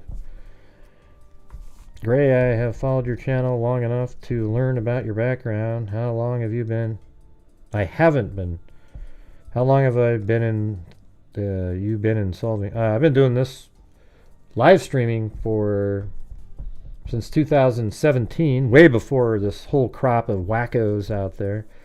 And then I've been making YouTube videos since 2013. And I've actually made videos for court cases too. I don't know what that means, Zozo.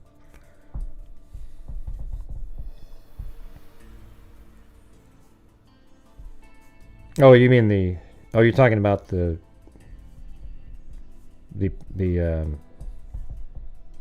GoFundMe. Yeah, isn't that crazy? That many people would literally go, ooh, I want Richard Allen to be innocent. There isn't a soul that would give money to an organization if you thought he was guilty. Well, we just want a fair trial. No. You think he's innocent, that's why you're sending it. If you thought he was guilty, then you're a sick bastard, okay?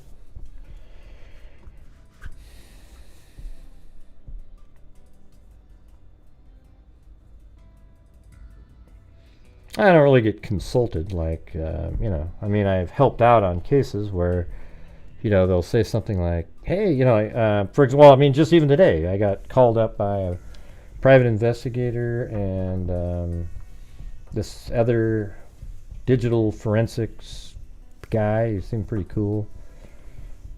He had a crazy story. Man, he was like, he helped find a missing person where he took a... just by asking questions to the mother, he was able to, get an case. So, it was weird. He ended up finding like an email account that started with 2 letters. His mom said what it was. Then he was able to re-sign on to like a Google Chrome book or something. And then once in there, he went to Google Maps and then got the location of where the daughter was, and then then it all kind of worked in. It was pretty crazy. But anyways, thanks, Lori B.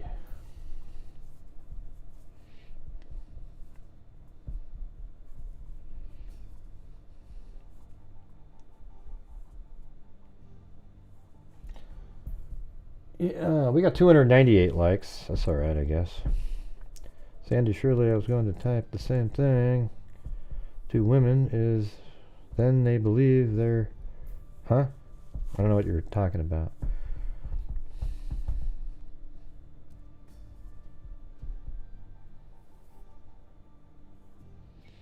Yeah, that's right. That's what they say, that I take advantage of old people. But I always say, if you don't have any funds, like if you can't afford to help my channel out, then don't do it. Okay? I don't want a nickel from somebody that's like, oh, I'm barely scraping by, Gray, but here you go. I really don't. I don't want that. If you can support my channel, and it's, no problem or anything like that, then awesome. Thank you. I know money's money, but, I don't want it to be... I flirt with them? What are you talking about? Jesus. I just do shows, man. Right. I flirt with Gray. Hell no, he's way too young. Not that young, but hey, you guys, let's do it. Is there any chance we can reach the goal tonight? All right, if you're out there and you can afford it. We're only 20, and then on the 15th we're gonna have one of those bigger nights where I'm gonna try to just be able to donate $1,000. I don't know what I'll set. Like if we bring in 700, I'll donate 1,000 or something. And then we'll be at past 200,000 on the 15th. I think that'd be pretty sweet. Maybe the defense lawyer next move is to try to, because the problem is when we have these night like this, we're not going to reach it. Then that night where we do the try to get to 700 is already, we're now at only 100, 500 and something, because we didn't reach the goal on tonight. You get it? Maybe the defense lawyer's next move is to try to get a, I don't know what those eyes mean, Cindy. Yeah, I don't know. You don't see it.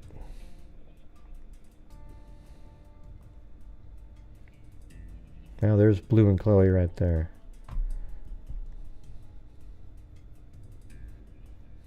You never know which couch they're going to be sitting on.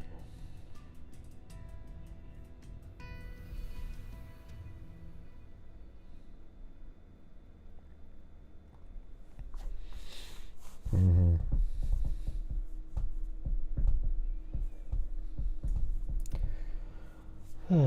What time is it?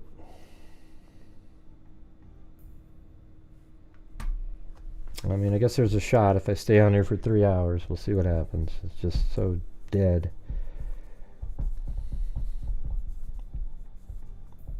Try to get off the case for not being paid. Nah.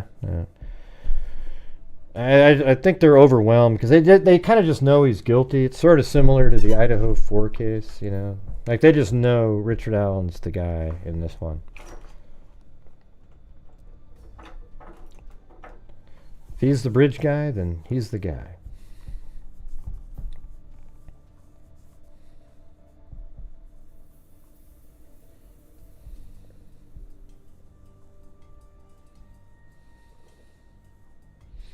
Well, thanks, True Crime Web. I mean, I think I do that. I just say what the reality is. I'm not going to make something up, you know.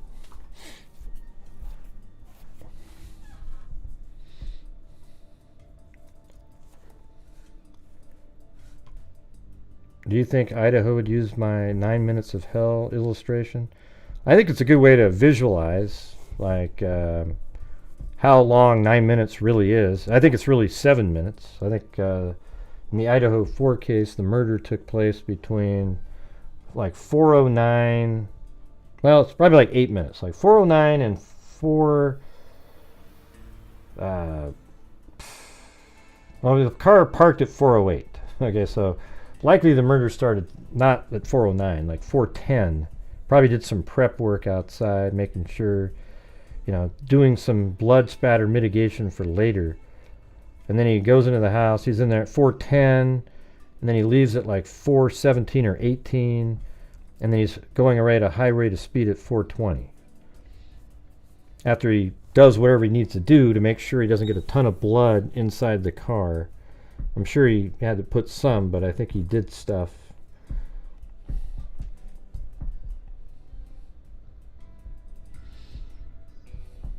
But see, you guys, I just said, hey, any chance to do that? And it's just,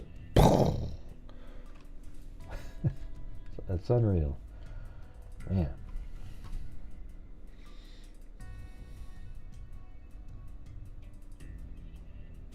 I don't know what you're talking about, Zozo.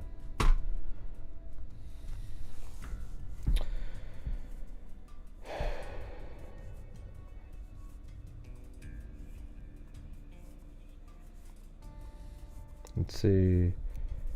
Which case? Oh, you mean the mom that was kidnapped? Sure.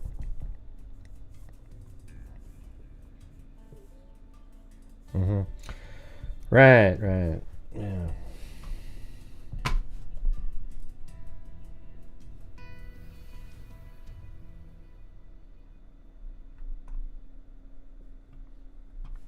Maybe I'll just throw myself in prison and see what happens. I'm sure I was mean to somebody tonight. It's about the only way to maybe try to get somewhere.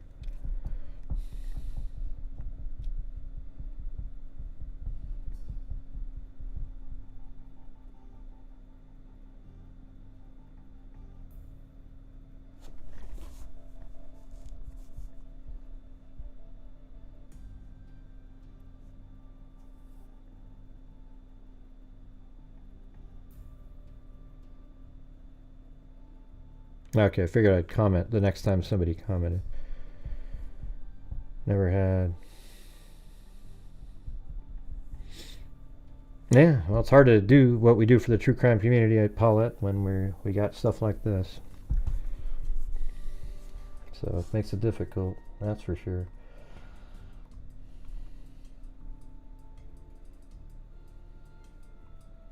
So why did we block Annabella Roma before? Anybody know? Was she the one that said that Blue wouldn't be alive in August? Something like that? I don't remember who said that.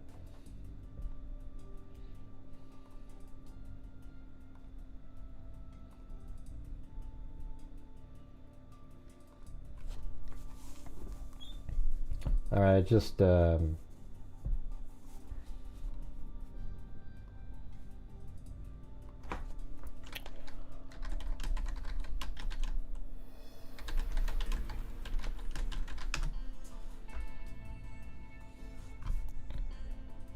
Annabelle Stealth. Well, how could you have somebody with the same first name? That's crazy. It was Annabelle Stealth. Okay.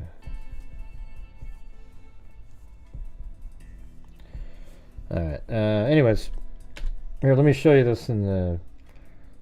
So I'm gonna probably make a video on this tomorrow. It's gonna be for the Delphi, you know, the wackos who think that, you know, they never answer the one main question that you try to get them to answer, and it's, how is Richard Allen not the guy on the bridge? Okay. Because that one is absolutely nailed by the prosecution already. He is the guy on the bridge. They've already nailed that part in. So that they can't even dispute the very first thing. That basically the probable cause document is really just saying and proving that Richard Allen's the guy on the bridge. Does it prove that he is the one that stabbed them or whatever he did? We don't know. It doesn't do that. But what it does prove is that Richard Allen's the guy on the bridge. Okay, 100%.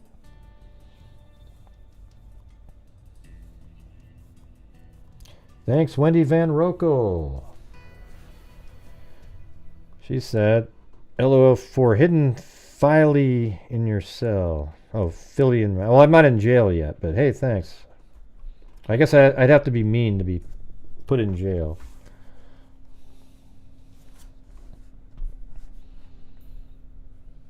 So check it out. I'll just do this again, everybody. For those of you who hadn't seen this, I've been working on this.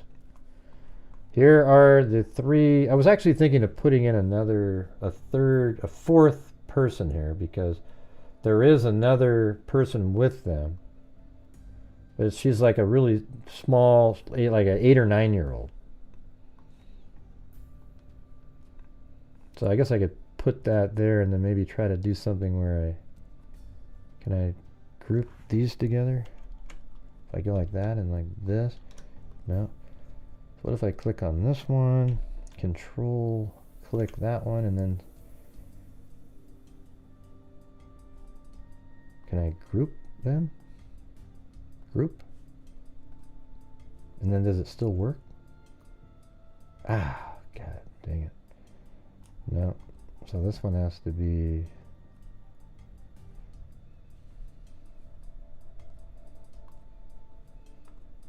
How about, can I just. God, it sucks because I'd have to ungroup it and then it wouldn't work. Can't do it. Guess we'll just have to realize that there's a fourth girl. But anyways, this is at 12. Wait a second, let me get this open over here.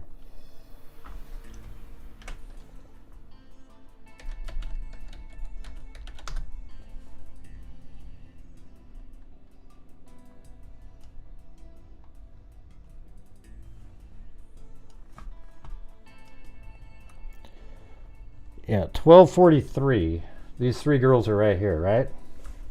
So Richard Allen, he says, originally he said 1:30 to 3:30, but let's just go with his change story when he said 12 to 1:30. All right? Well,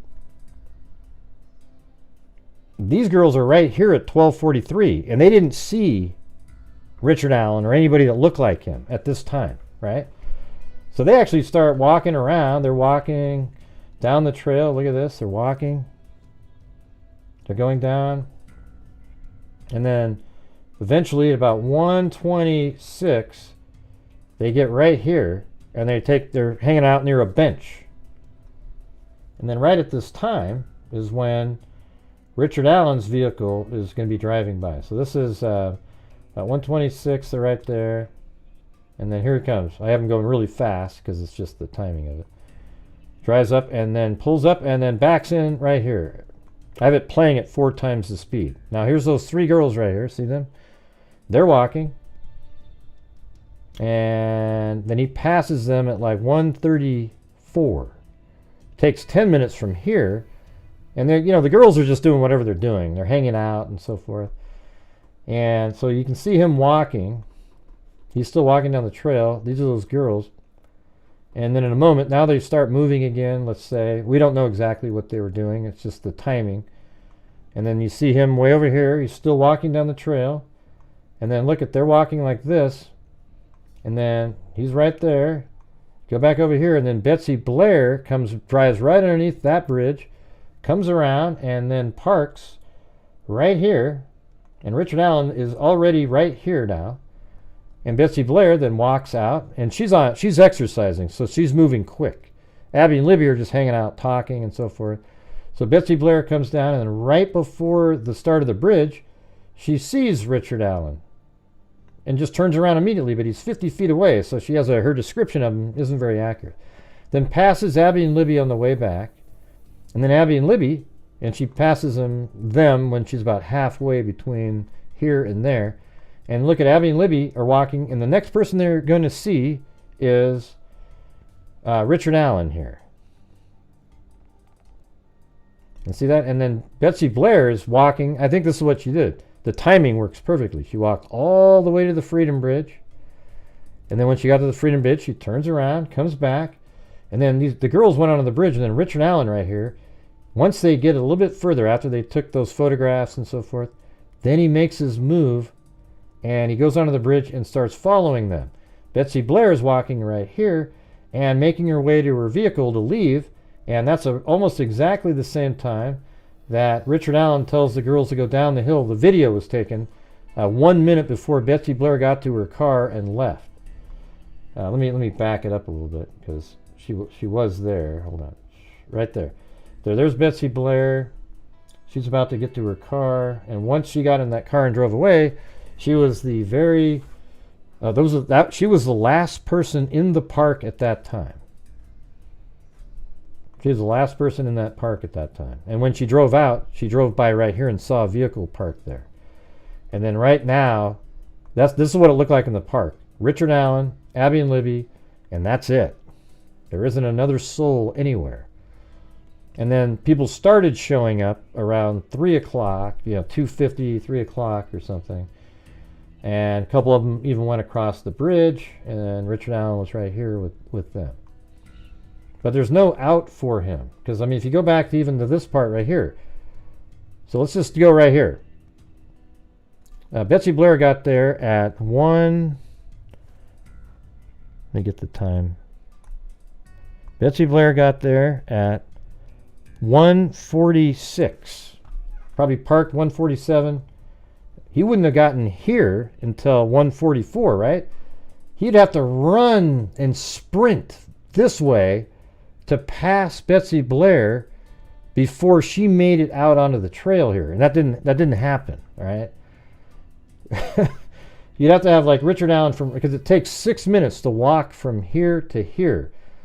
So if Betsy Blair got here, he got here at 1:44. Betsy Blair got here at 1:47. She starts walking. Richard Allen couldn't have made it back. Plus, he said he was looking at fish. He didn't just run there and look at fish for 5 seconds. He would have looked at him.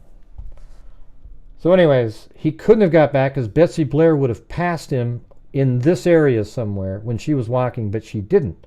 She saw him standing on platform 1 exactly where he said he was standing.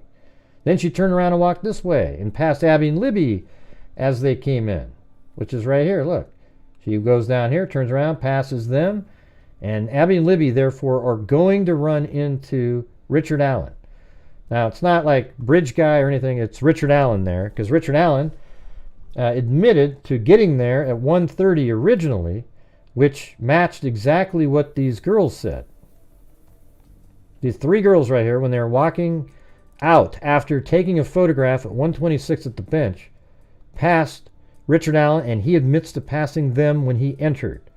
So that's going to be at the 1:34 time frame. But anyways, any chance tonight we can reach that goal, you guys? Hey, thanks, Pixie Blue. We got Deborah Funkhauser, Barb Weiss, Lauren Malloy, Peggy Kelly, and Gene Fish. What happened here? He doesn't look like the suspect, Texas Rose. Who the hell are you? Texas Rose. Are you a troll that got a free membership somehow?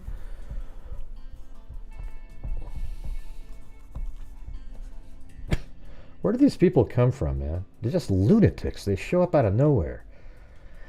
Mike looks like the Bridge Guy, everybody. Get the hell out of here. Jesus, what a joke.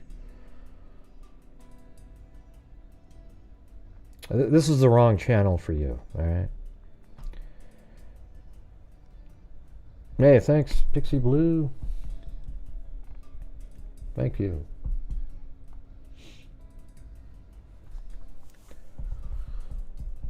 All right, so right now we are 68 short. Who was it that saw the man covered in blood? That was Sarah Carbaugh. I don't have her in this because I don't really care. That doesn't discuss Bridge Guy. Sarah Carbaugh is at like 350 walking. You know, she's driving on the road and sees him here on that side. Now, he was on that side of the road, so does that mean at that point he cut across like this to get back to his vehicle? Because I doubt he just kept walking on the road. Who the hell would want to do that? But he had to go on the road for a little bit after he came up through the cemetery area, and then he kind of maybe cut up like that. I'd love to know where Sarah Carbaugh was when she saw him. But anyways, all right, you guys. I think that's going to do it for me tonight. Nowhere near the goal or anything, but, you know, we give it a shot. We give it a shot. Oh, look at that. Sandy Shirley donated 5 memberships. So we got one to Taylor, Keto, Karen, married to the mob. Wow, that's just too long of a name. Debbie Doodle and Sarah Me. Cool. Let's see, what is that equivalent to? Yeah, that might have, the membership numbers might have got us almost to the.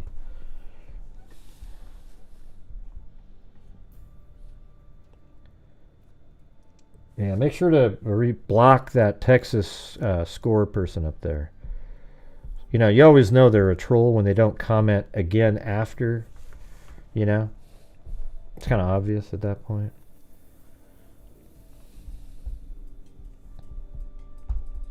Well, thanks, Sandy Shirley, for hitting the membership wave. But here's the, I'll put this on the screen. Here we go. Look. Does it show up? That's where we're at right now for the nightly goal area. You see that? 72.94%. I guess it's not terrible, but last night was our worst night of the month, so now this night will be the second worst. I mean, the first of the worst, and then last night will be the second.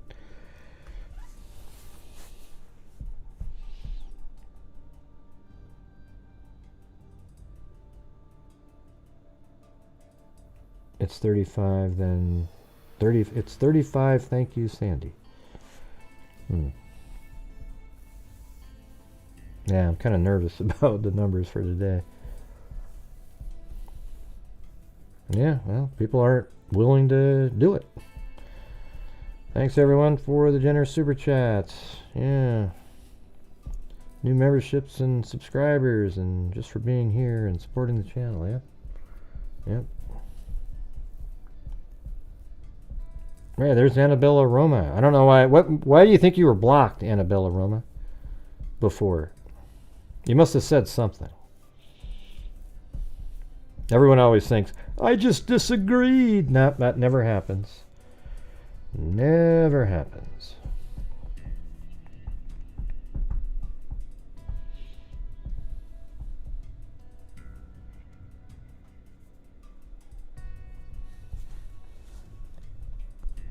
I don't think you could make it more clear when you just watch this, though. You know, because he said he got there and he went to the bridge. Okay, well, it takes 10 minutes to get there. And that means he got there at 1:44. And then this girl, Betsy Blair, and by the way, the three girls too. So the three girls are over here. They act as a sort of like clearing agents. From 12:43 all the way until about 1:35, they didn't see anybody that looked like Richard Allen. And then they saw him as he was coming in. So they verifiably proved that Richard Allen lied to the investigators when he changed it to 12 to 1:30.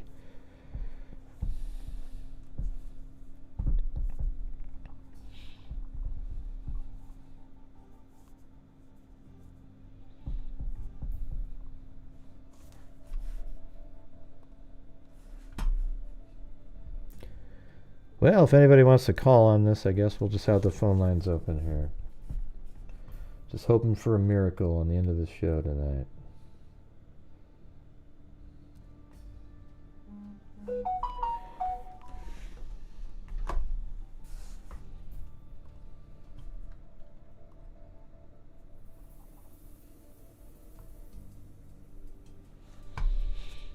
How many members are we from? Well, it's gone backwards. I only had about 100 to go a couple days ago, but since I haven't been covering the big cases and just covering some of these lesser known cases, I've lost about 15 subs. Gone backwards. I haven't gained any subs in 2 days. And the numbers on the show. See, here's the truth, everybody. Whenever I cover these cold cases, look at how you guys are in the chat here. The super chats aren't the same. It's very slow. Nothing's going on. The subscribers drop off because they're like, oh, he's not covering the case that I want to cover. And it kind of sucks, So my only option, if I want to keep up with everybody else and cover things and be able to sort of afford to keep doing the shows and stuff like that, is to responsibly, however, cover all the same really popular cases that everybody else is covering over and over and over again, because you guys have told me what you actually want. All right?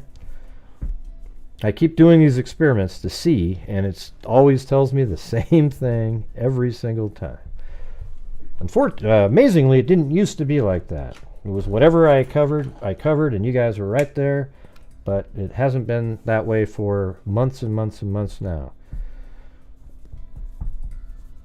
Thanks, Michelle Kobe. I'm not rage quitting. I'm just not going to do it. I won't rage quit. Are you going to rage quit? I'm trying to tell you guys the truth, but it doesn't seem to click. It's weird. No, I know. I'm just saying. I'm telling you, Zozo. So when you type in shit like that, you're just like a troll heaven. Nobody's scolding anybody. I'm saying that this is why I can't do these shows if I want to build my channel, etc., etc. Okay? That's it. I've done way better lately. Zozo loves typing in shit that trolls love to read, and they always frame them, and look at that, finally somebody. It's garbage.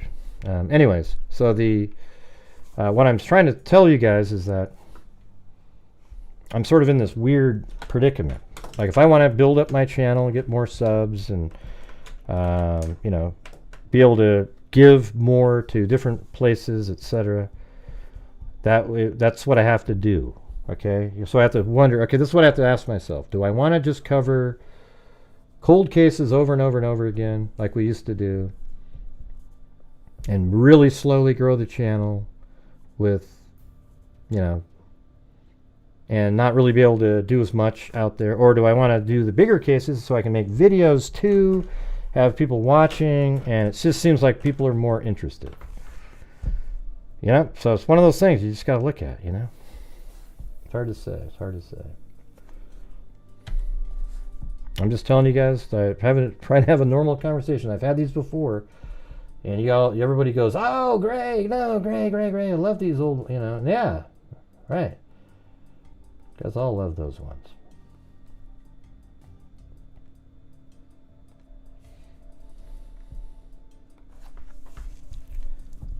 Let's see. I really push my high school classmates now that were back at St. Simon's. They grew up and are more conservative. I heavily push my high school classmates. To do what? Yeah.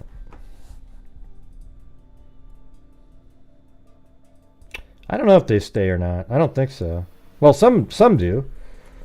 But you lose them. Like if you're doing a night where, and especially if you don't agree, like if you say something like, "Oh yeah, this whole case with the Millers, Micah Miller and JP Miller, it seems like there's a lot of crazy crap on both sides, so I don't really have a firm grasp of what reality is in that case anymore." At first it seemed, because it was so one-sided, it seemed like there's something, I was only 50-50 that it was like she took her own life or something, but then it turns out where, she was doing some weird stuff too, and, where are we with that? I don't really want to, sit there and try to thread a needle. I don't know what the deal is in that case. There's people that get the free memberships and they don't re-up, they just wait for another free membership. What I'd like it would be is if somebody got memberships and they were like, "Hey, let's do all," because you can do the $1.99 on the re-upping. You don't have to stay with the $5, even though that would help the channel out tremendously, but it doesn't. People don't do that.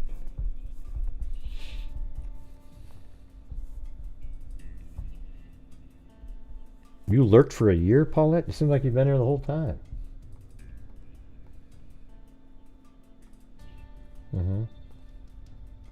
Yeah, it's nobody's fault in here. Like, I never say, "Oh yeah, it's your guys' fault." What I'm saying is it's obvious that the interest level every single time is not it's not the same.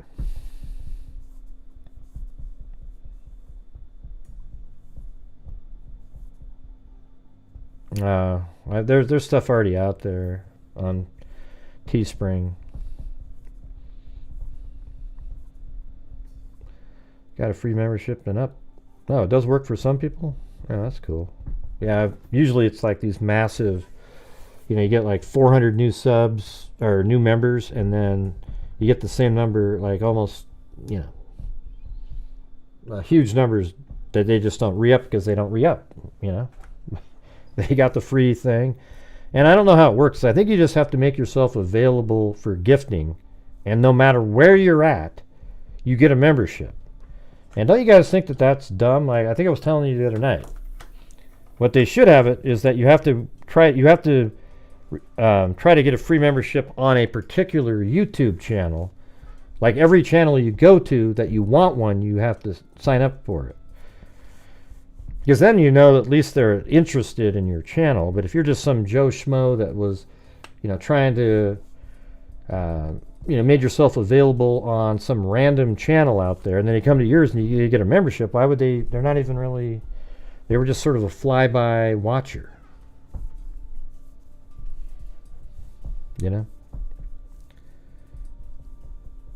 Oh, you did too, Terry? Well, look at that. A few people did do that.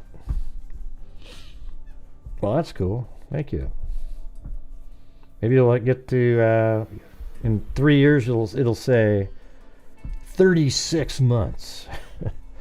We have I think Linda Howell's something like 53 or something. It's crazy.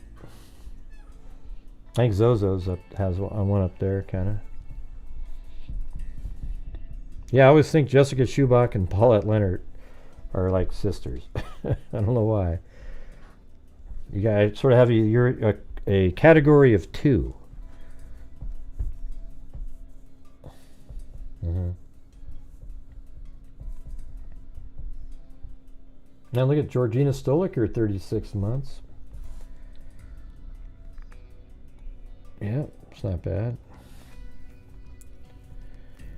Can you track the length of new remaining subs? No.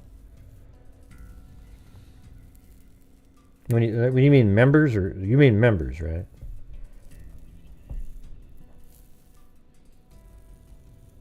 Yeah, I got up to about 100, and I was doing really, getting new subscribers every day, and then as soon as I stopped covering Miller, and Clark is one of those one-off cases again. When I cover that one, I'm not sure why it's the same in here, right? Then the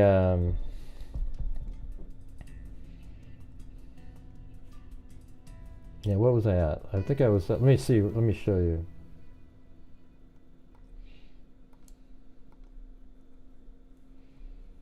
Yeah, so right now I'm at 129,889. I was at 129,900 something, and it's and that was 2 days ago. But since I haven't covered those cases in 2 days, I've literally lost members.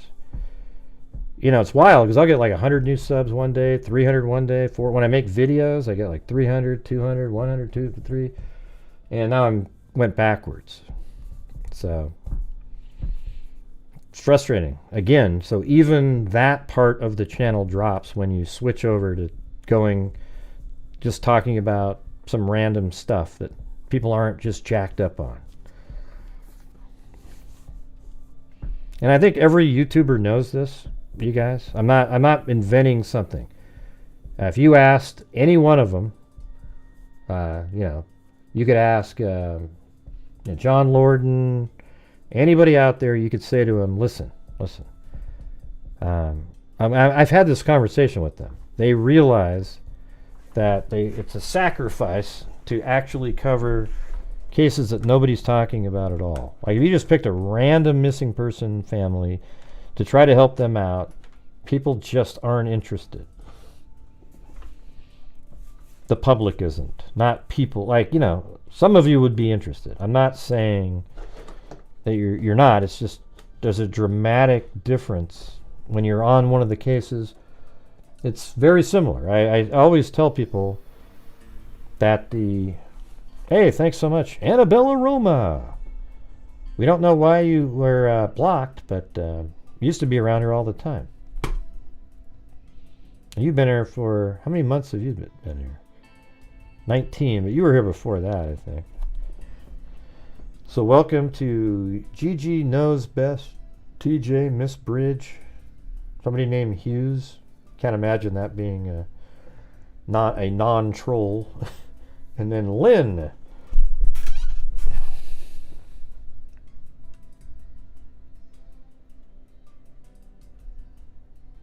No, we can't find that out. I mean, I'm sure you could call over there and wonder and ask. It would be cool if they had DNA, right? It was 96, so DNA was the thing.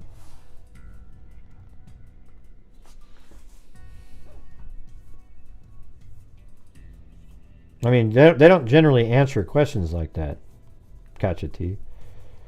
Whenever you ask the investigators, they go, yeah, we're still in active investigation. Can't answer that question.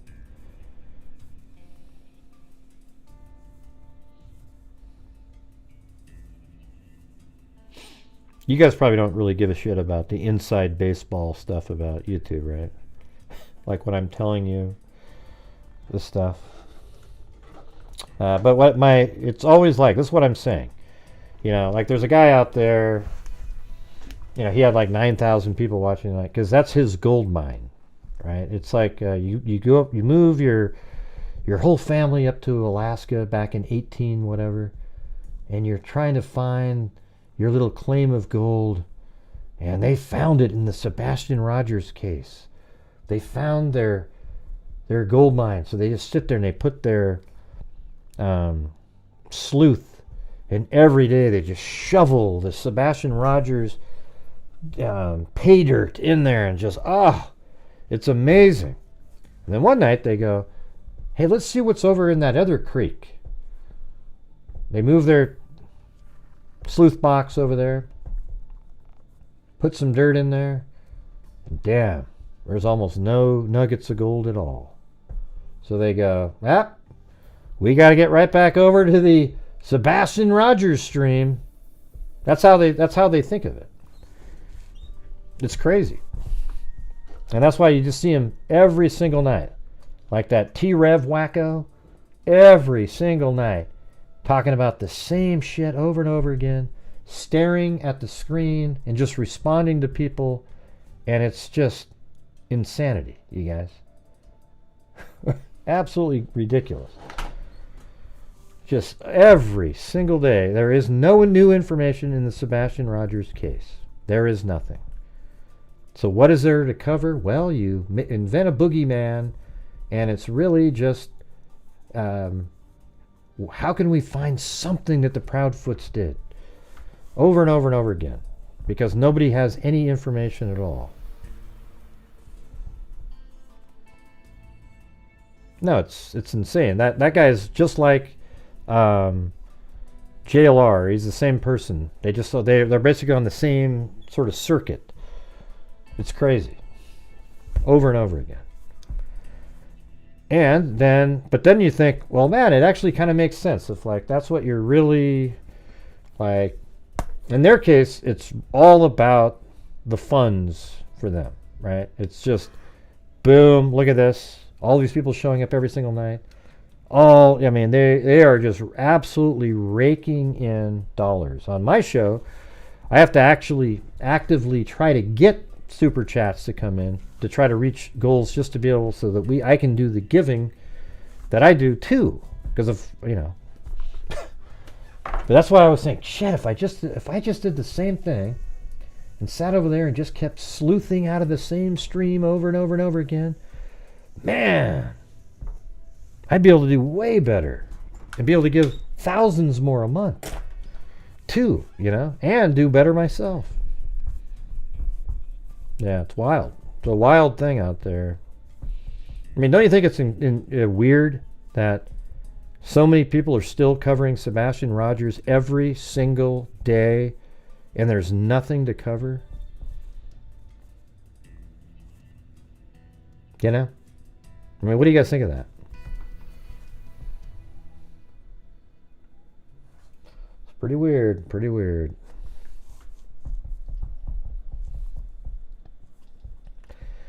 Well, doesn't look like we're going to get to our goal, but I'm going to give away some memberships anyways. Why the hell not? Here we go.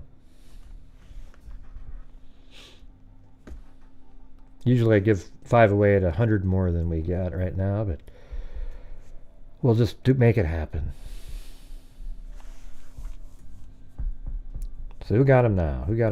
DB, Jody Vukmir, Sparky Bling Box, Michelle Mudd, and Luz Beltran.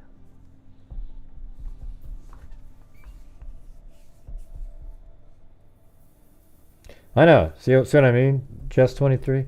I was covering Micah Miller and had 1,000 people watching. Right? But then I went, well, I don't think I'm going to keep covering this every second. If there's an update, I'll do something. And then the next night I'm covering something else and there's 300 people.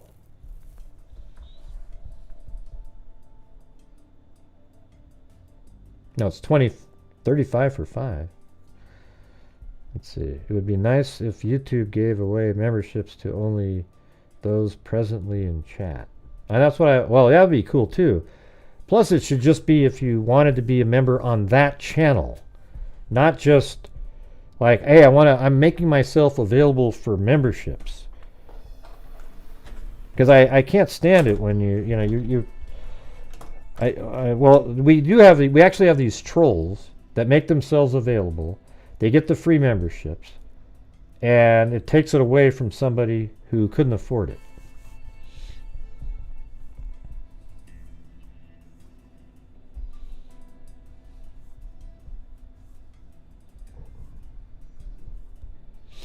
Let's see. Yep, they're nothing to cover. So very wild speculate.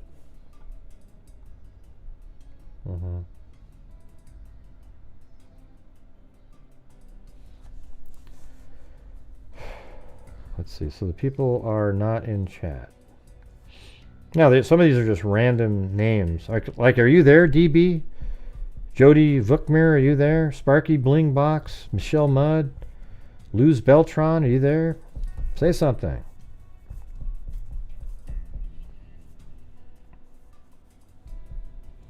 Yeah, most ain't in chat, but still get the membership. But Katya been here all night and didn't get one. That kind of sucks. Yeah, we don't get to choose, unfortunately.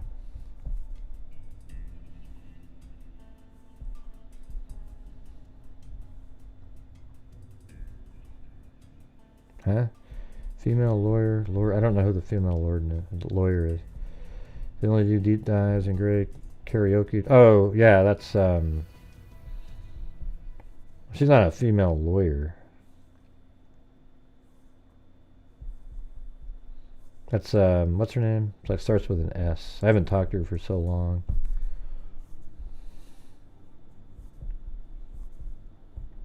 No, you're there? Okay, yeah. Generally, when you get free memberships, you jump in and go, hey, thanks, what if you covered them up front on program brief recap, then on other things? Yeah, that doesn't work, because then everybody leaves, Wendy. It doesn't work that way. You do the updates on, let's say I went, hey, breaking news in the Micah Miller case. I probably have 1,000 people, and then I go, okay, and now let's talk about this 1977 cold case. There'd be 300 people in 20 seconds.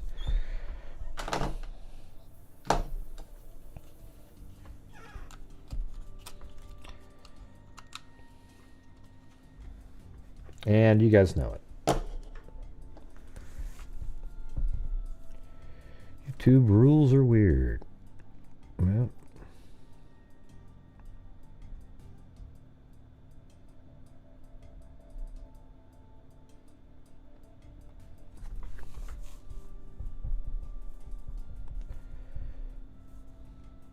I have no time for that. What if we covered YouTube rules are weird? Okay, what are we at now? Almost at 3 hours. Yep, that's right. Welcome to all the new members. Tonight we just got through the cases sort of quick, but I think I'm going to make a video on this tomorrow, just this part here, and see if that can help augment something, but I don't know. Doubt it.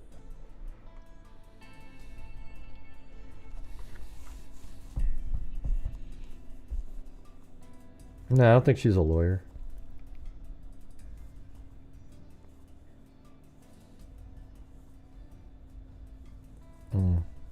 When did, well, I've known her for a long time. I just haven't seen her, haven't talked to her for like a year, or at least a year, probably a year and a half.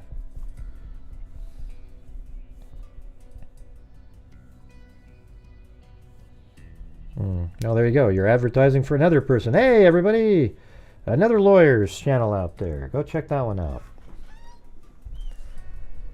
Let's see. What if you covered them? Oh, we already went. You most ain't in chat, but still get the membership. Yeah, it kind of sucks. Look at that. Tracy Harrison, 52 months. Yep. All right.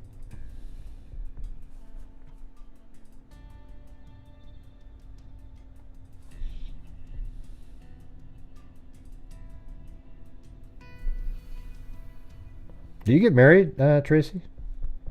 Because I think you used to just be Tracy Harrison, right? You must have got married or something. Congratulations.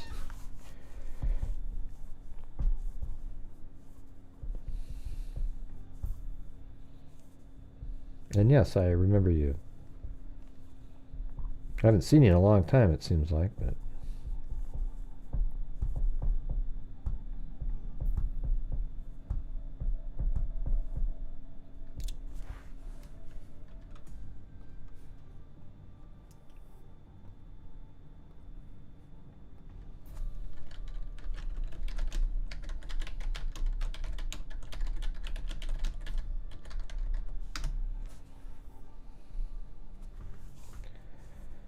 see. I can't even do those 1 day a week, Ashley. Too hard to recover from it. All right, all right. I'm just trying to figure it out. Maybe, I guess, just a whole night of suffering. Of like, basically, it's a night of I don't know what you would even call it. When will you be able to discuss Caleb Harris? What do you mean, when will I be able to? What do you mean by that? I don't get it. I talked about him a little bit tonight.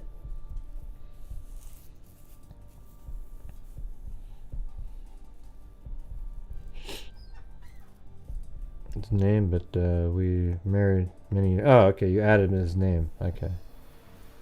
Oh, cool.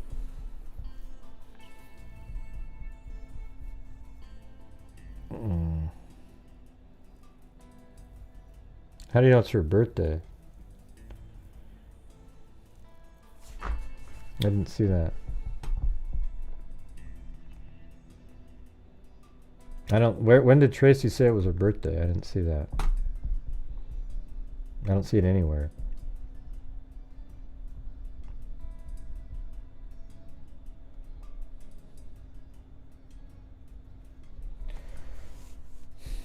Oh, he passed away? Oh.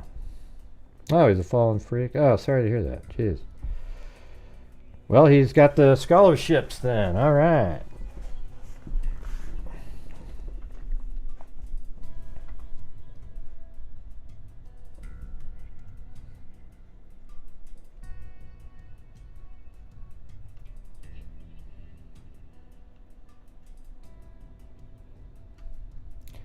Maybe we can do the random newspaper headline suggestion again.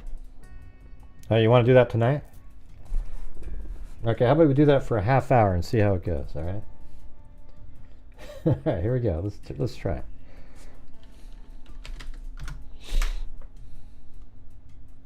All right, so we're looking on here, not something that you already know, okay?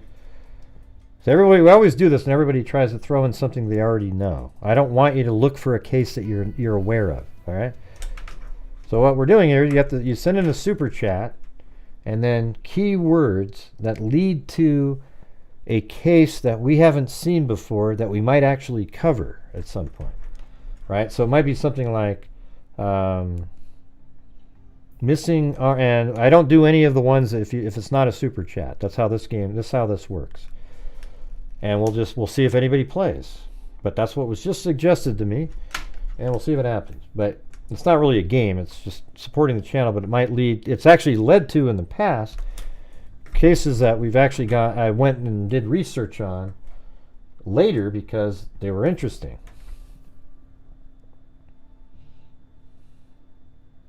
And I don't know how it works when memberships are gifted on the channel. I don't know how that works in terms of it makes a member. I don't know how it works for the revenue, like how much YouTube takes or anything like that. I haven't figured that out.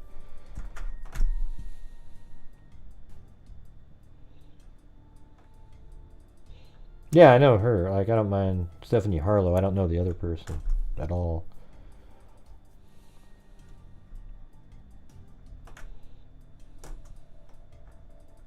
So you come up with keywords. And if we're leading to some unknown victim, maybe like a serial killer type of case that was reported in the news a long time ago, but it's not something, I don't want you looking for one that you already know. And it seems like nobody's playing, so that didn't work.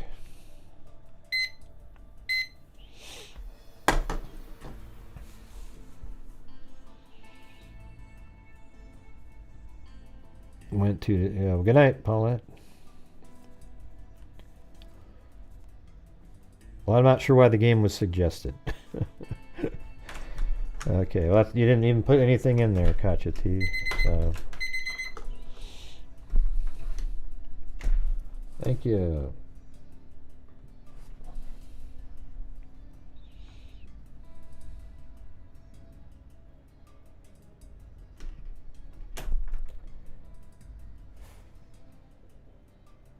Remember how everybody used to play this?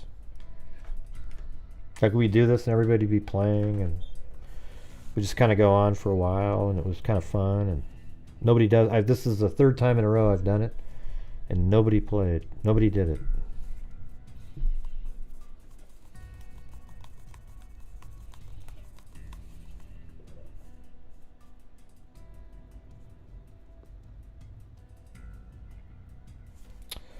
Alright, forget it. Alright, let's see. Thanks everybody. Thank you to... Oh, look at somebody actually came in late. Alright, now we'll try it.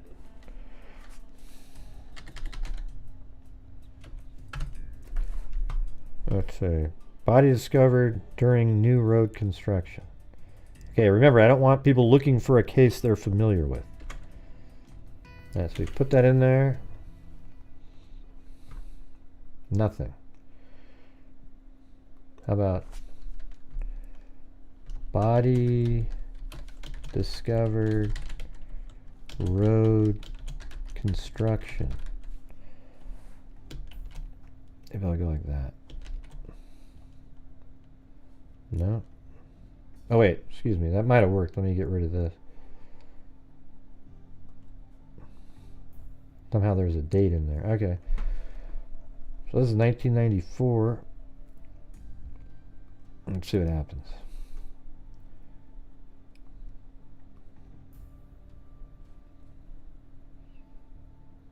Soviet-era communist government admitted in 1988 that buried bodies discovered during road construction in the 1960s.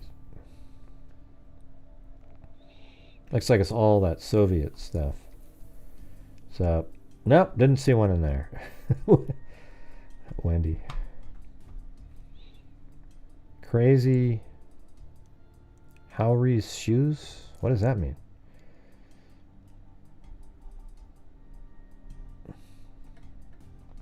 Crazy Howry's shoes. I'm not sure what you want me to type in. Is it your birthday though, Tracy? Who said it was your birthday? Crazy house shoes, but that doesn't lead. I'm looking for a serial killer.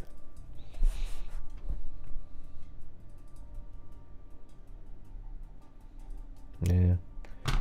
Can't do it, Son is Simp, if it's not a popular case. Can't do it.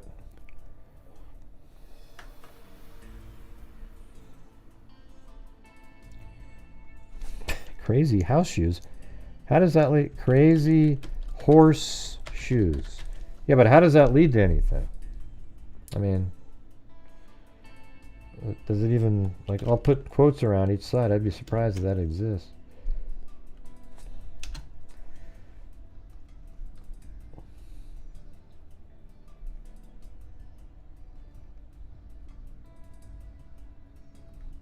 No.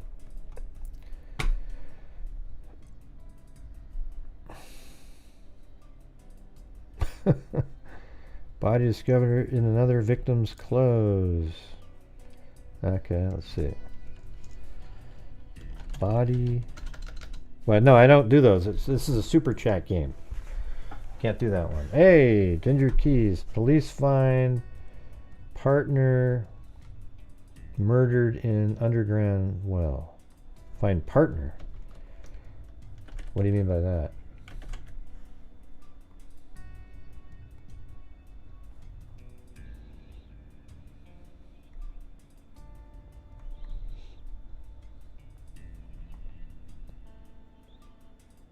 You mean spouse or something like? Let's just do that. An underground tragedy. Yeah, but we don't talk like that. Our, U.S. papers don't say mate like that. An underground tragedy. I don't know.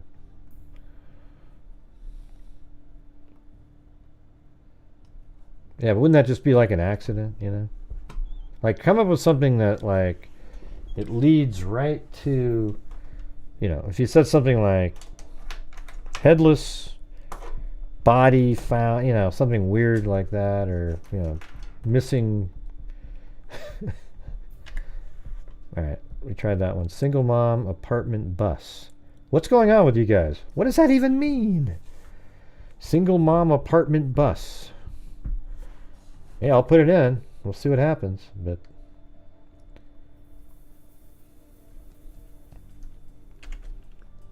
single mom apartment bus. Okay. Didn't come up with anything, Sarah. You try to make yours difficult?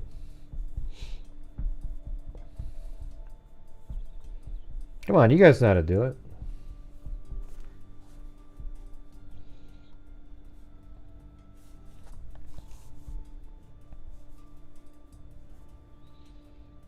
Now, it's not 35 for 5, it's 25 for 5 memberships, right? I just don't know how YouTube does that.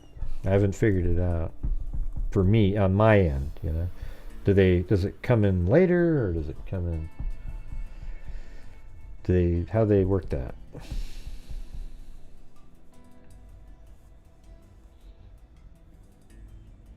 Sarah 67, are you out there? What was it? What did you want to type in there? It says single mom apartment bus.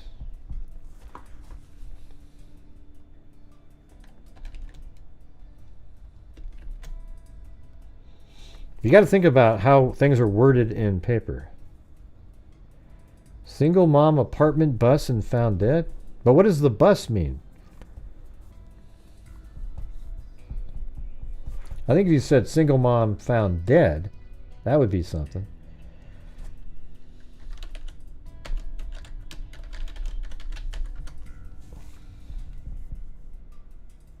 Oh. I put singe.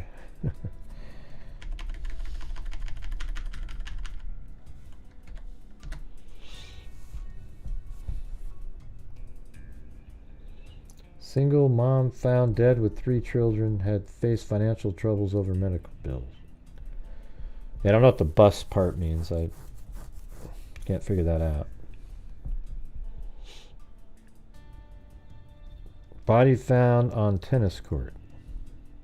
All right, we can try that one.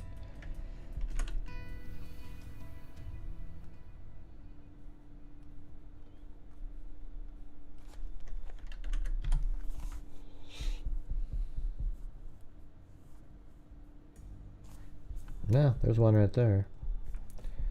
1973, the rain-soaked body of a gardener who apparently fell off a retaining wall Friday and died from injuries and loss of blood after a desperate struggle to reach help was discovered on the grounds of a Montclair district home Saturday morning. Let's see.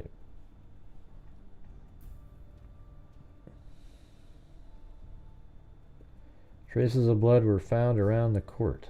All right. It's not really like a homicide, though. Maybe there's another one. Hey, there's another one from 1958. Body of an unidentified middle-aged man was found last night on a tennis court at the bottom of a 300-foot high cliff.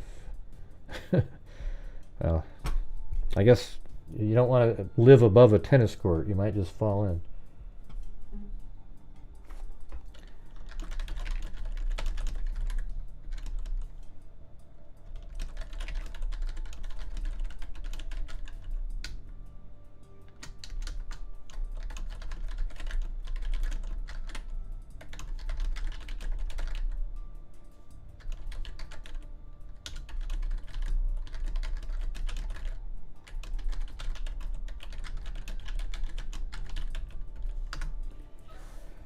Yeah, let's see. All right. Sounds like an accident. Yeah, there are a whole bunch of accidents in here. Yeah, this is a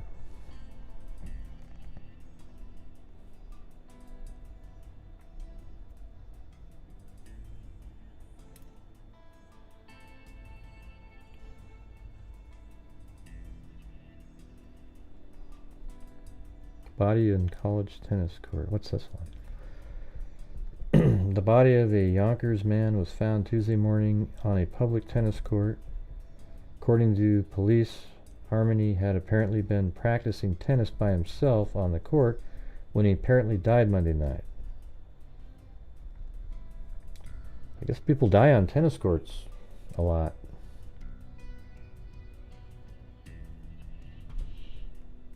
Fishermen find head forsaken body. Nobody uses those words. Okay, what do you say? What you really want? What are you really saying here, Tracy? Like, what do you really want to say? They're definitely not going to put in the paper forsaken body. All right, like fishermen find head of forsaken body. Maybe you could say fishermen find head in a net. Does that sound good? What do you think of that one?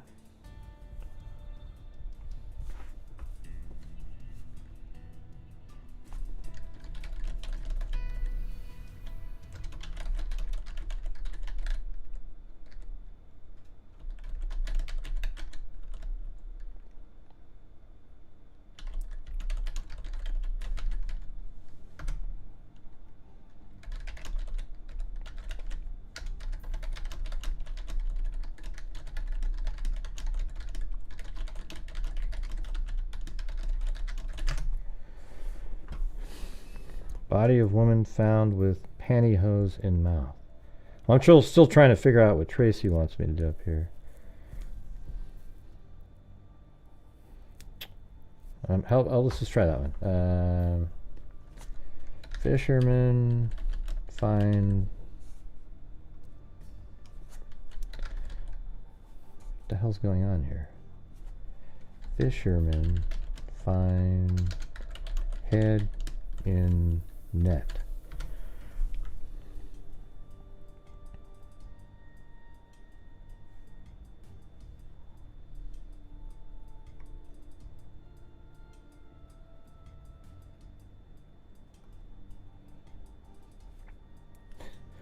I don't know, man. How about we just type in fishermen find human head. Yep, there's one right there. Let's see. Bridget up. Police reported today that a human head was discovered on a dump behind a church. Well, that's different. I think I saw the exact right here. Oh, shit. I think this is in 1976. A fisherman said he trawled up a plastic bag containing a man's head off Great Yarmouth, Norfolk last night. Police will start a search at dawn. Mr. Richard Sanders, 55, of Caceres, Norfolk, said that he was fishing from his boat 200 yards offshore when he caught the head. He took it from the net, but it slipped back into the sea. Okay, now how do we believe that one there? How do we believe that at that point? At least there was one in there. All right, then this one is...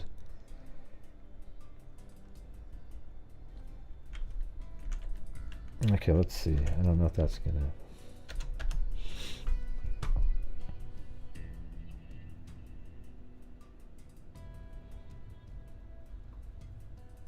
How about woman found... Let's see. Body found with pantyhose in mouth.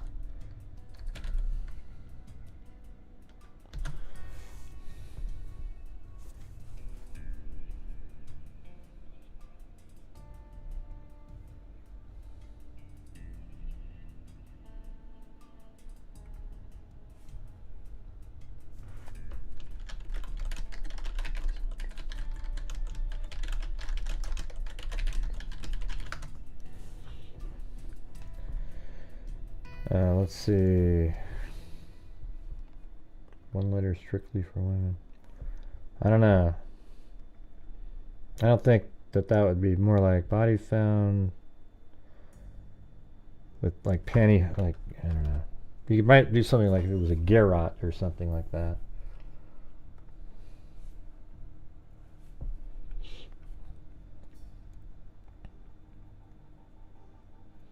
Ideas. Well, sometimes they land on really cool stuff. Like if I typed in this, watch this.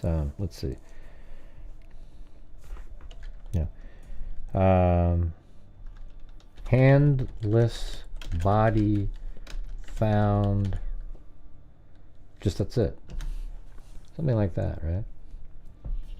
Then you go, oh shit, look at that. Headless, handless body found on beach. I almost typed in beach. That's the thing.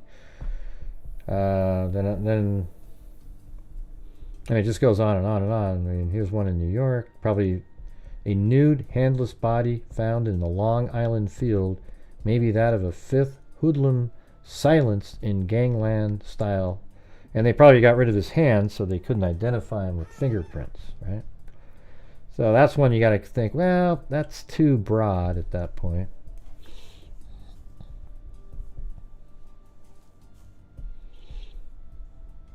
But anyways, is it Tracy? Whose birthday is it?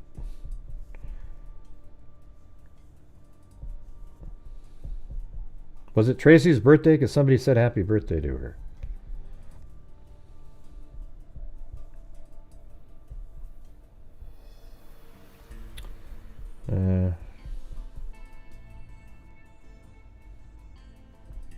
Okay, somebody's told you happy birthday above.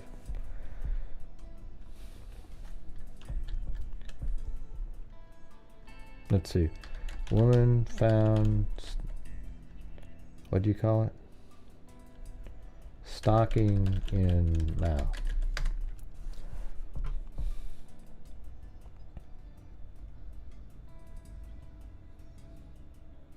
No. That's just so random. It's more like, yeah, if you went something, woman found,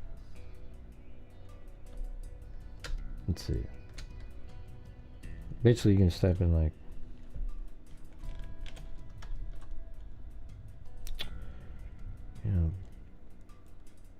woman found hands bound, something like that.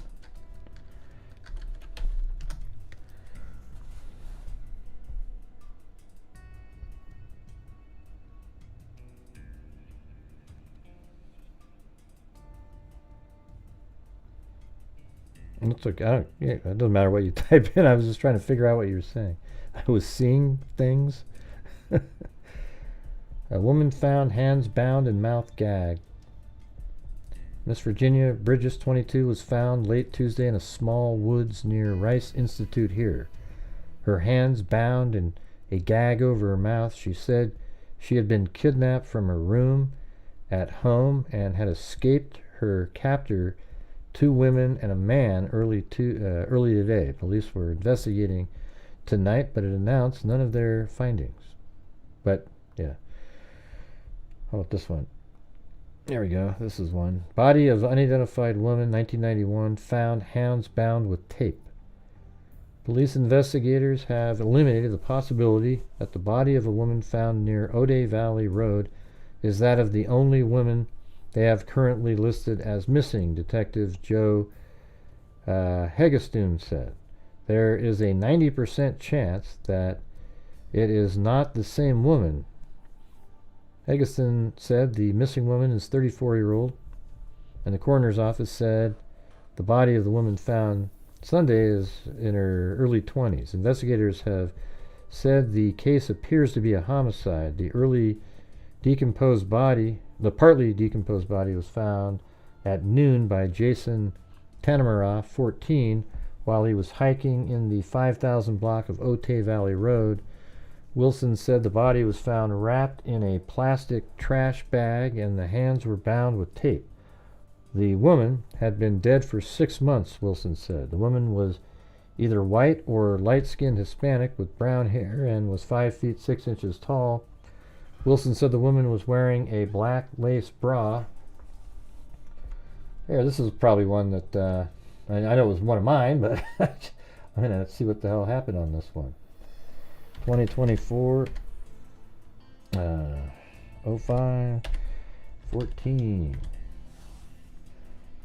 All right, I'm going to throw that in my little folder just to see. This is in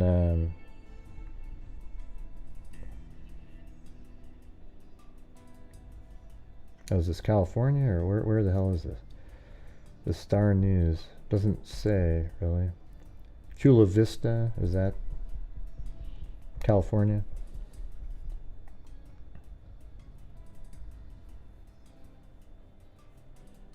No, it's Arizona. Okay, I don't know. It doesn't say in here.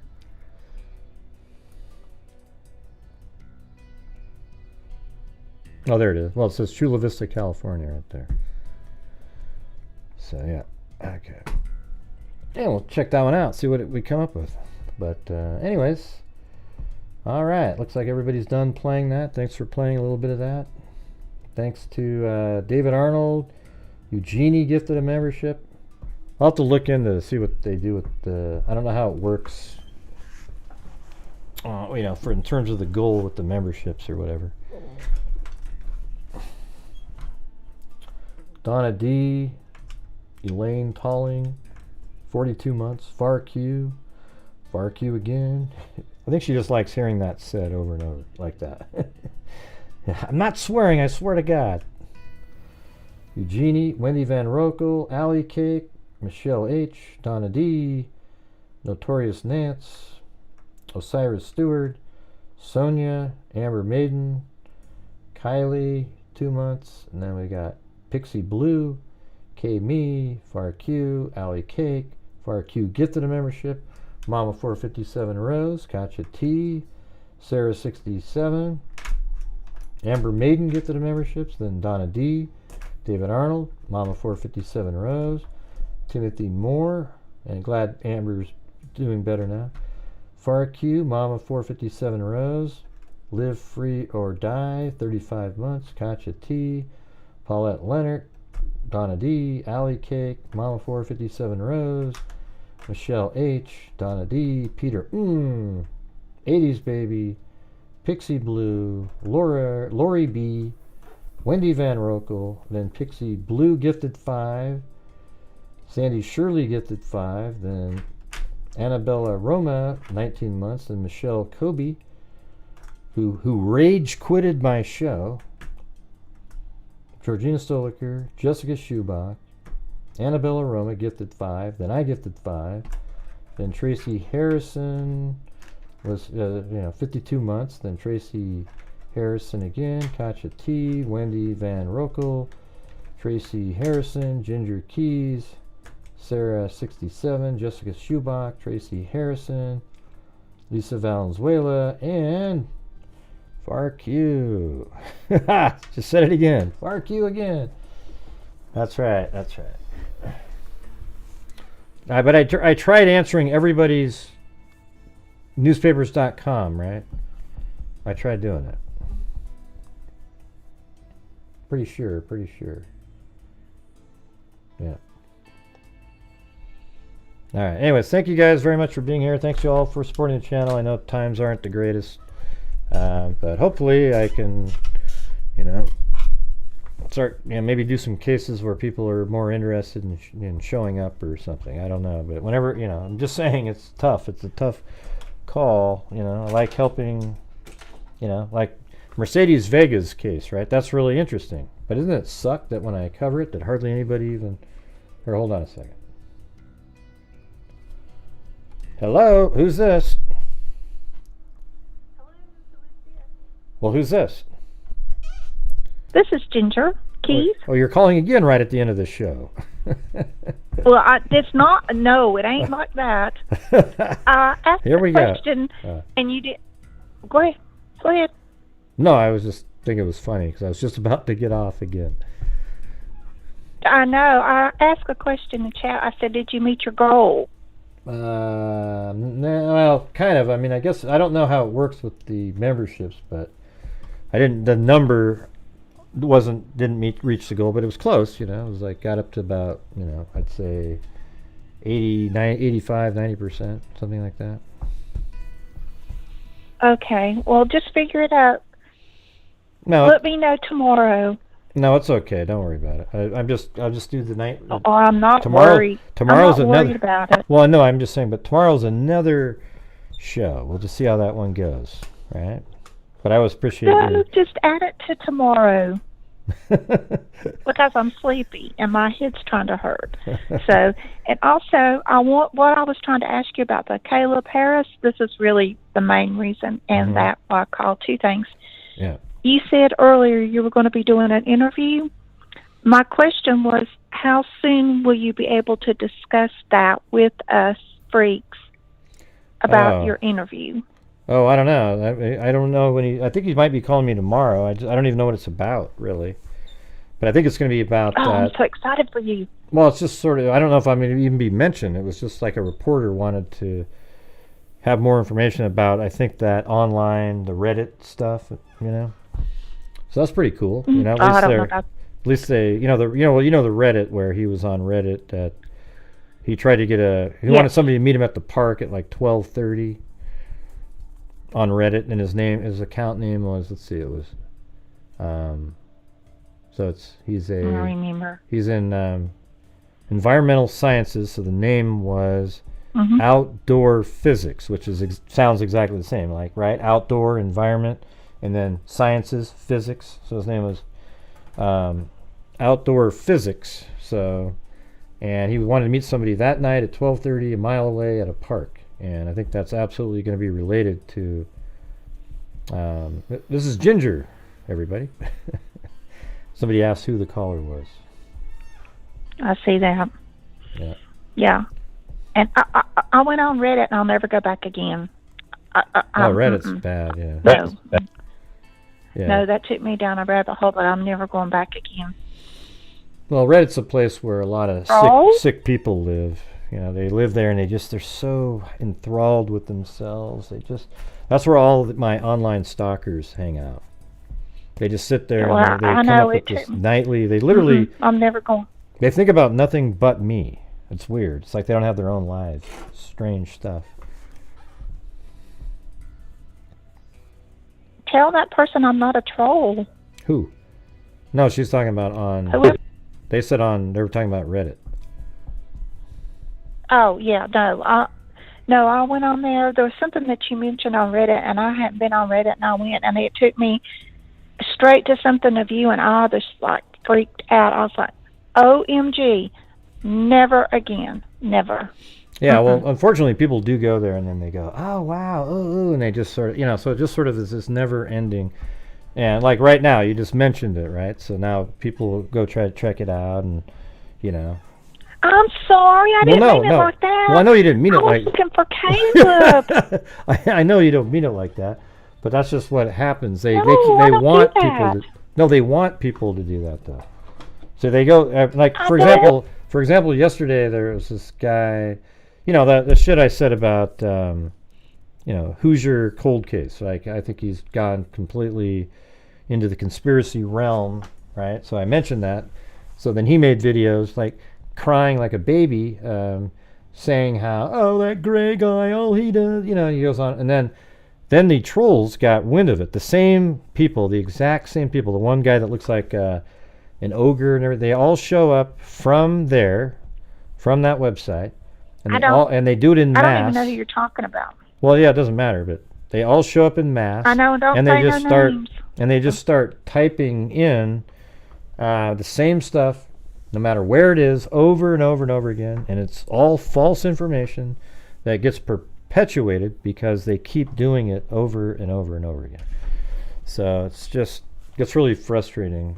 Kind of makes it like it just makes the days go by slow. You're just like, oh geez, here we go again. Here we go. Well, after what I saw, I literally got sick to my stomach, and I will not go back to that one place. And I'm not pushing nothing, but I don't want you to stop what you're doing, and whatever is needed tonight, just figure it up, and we'll add it to tomorrow. No. And I might just place a bet tomorrow night if I'm here. Place a bet? I might have something I have to do. Oh. Yeah. With the freaks. Oh, we got to meet. Well, I think on get 15. Well, I think here. the 15th, I'm going to try to do like a bigger kind of night, and then try to get us to the 200,000 mark. You know, that'd be pretty sweet.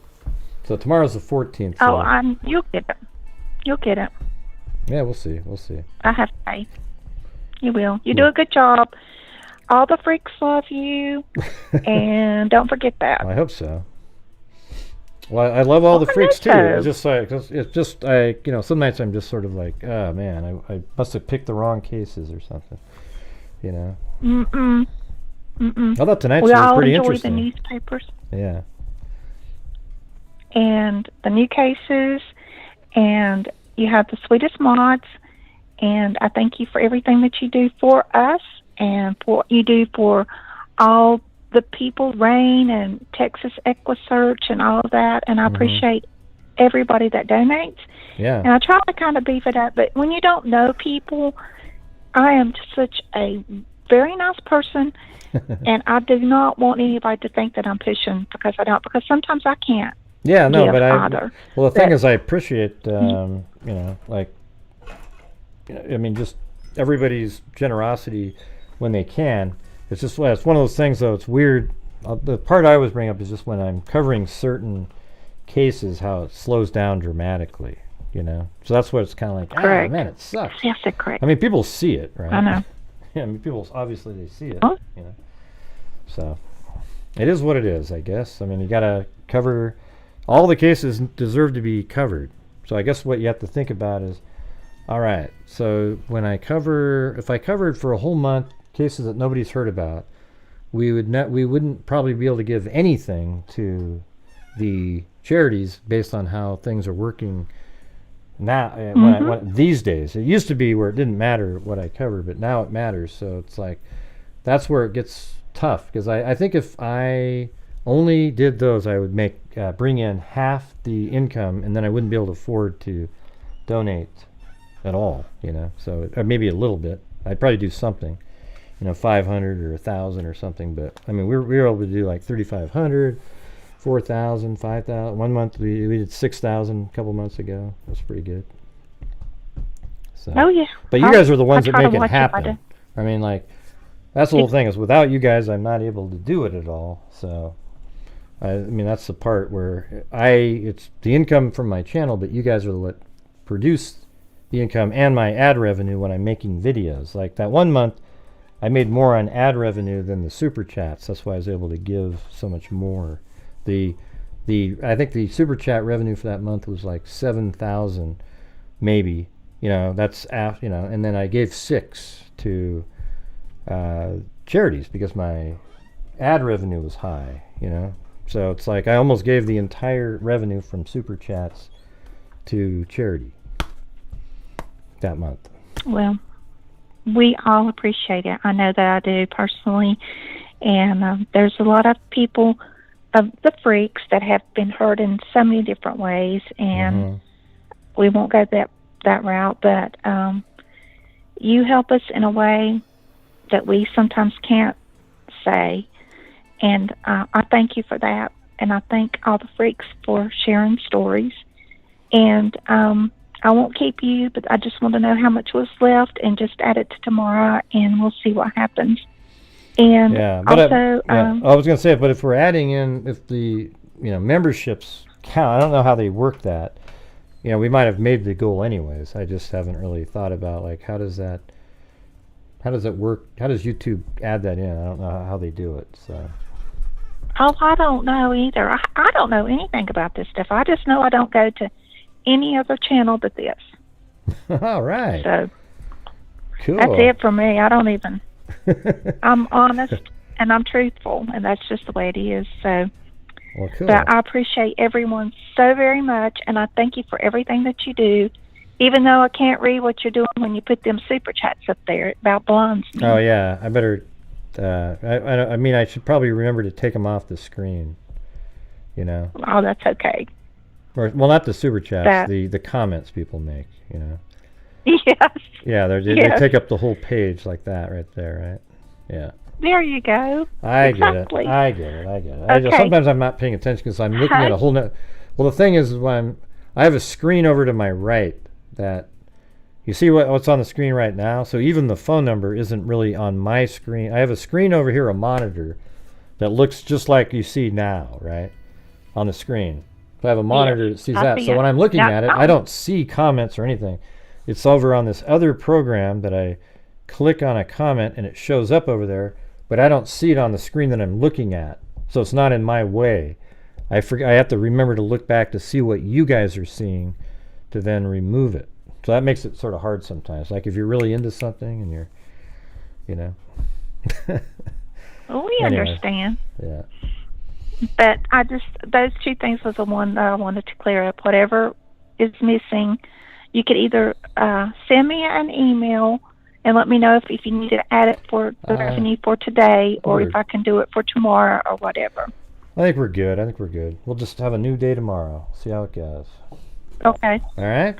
So Cool. Don't get discouraged, and don't worry about the dadgun trolls, because that's what they are. They just try to upset you and upset the freaks, and we're not going to let them win regardless. I can guarantee you that. Yeah, they're just like a pack of locusts. They always show up no matter where you go. That's right. I mean, they don't, just don't worry about it, because it's going to be A-OK. All right. Well, thanks, Ginger. You made me feel better. All right. Well, we all feel the same way. I can feel it. I know it, and I'm not one of those spirit boxes. Mm-hmm. Yeah. We'll just say no to the trolls.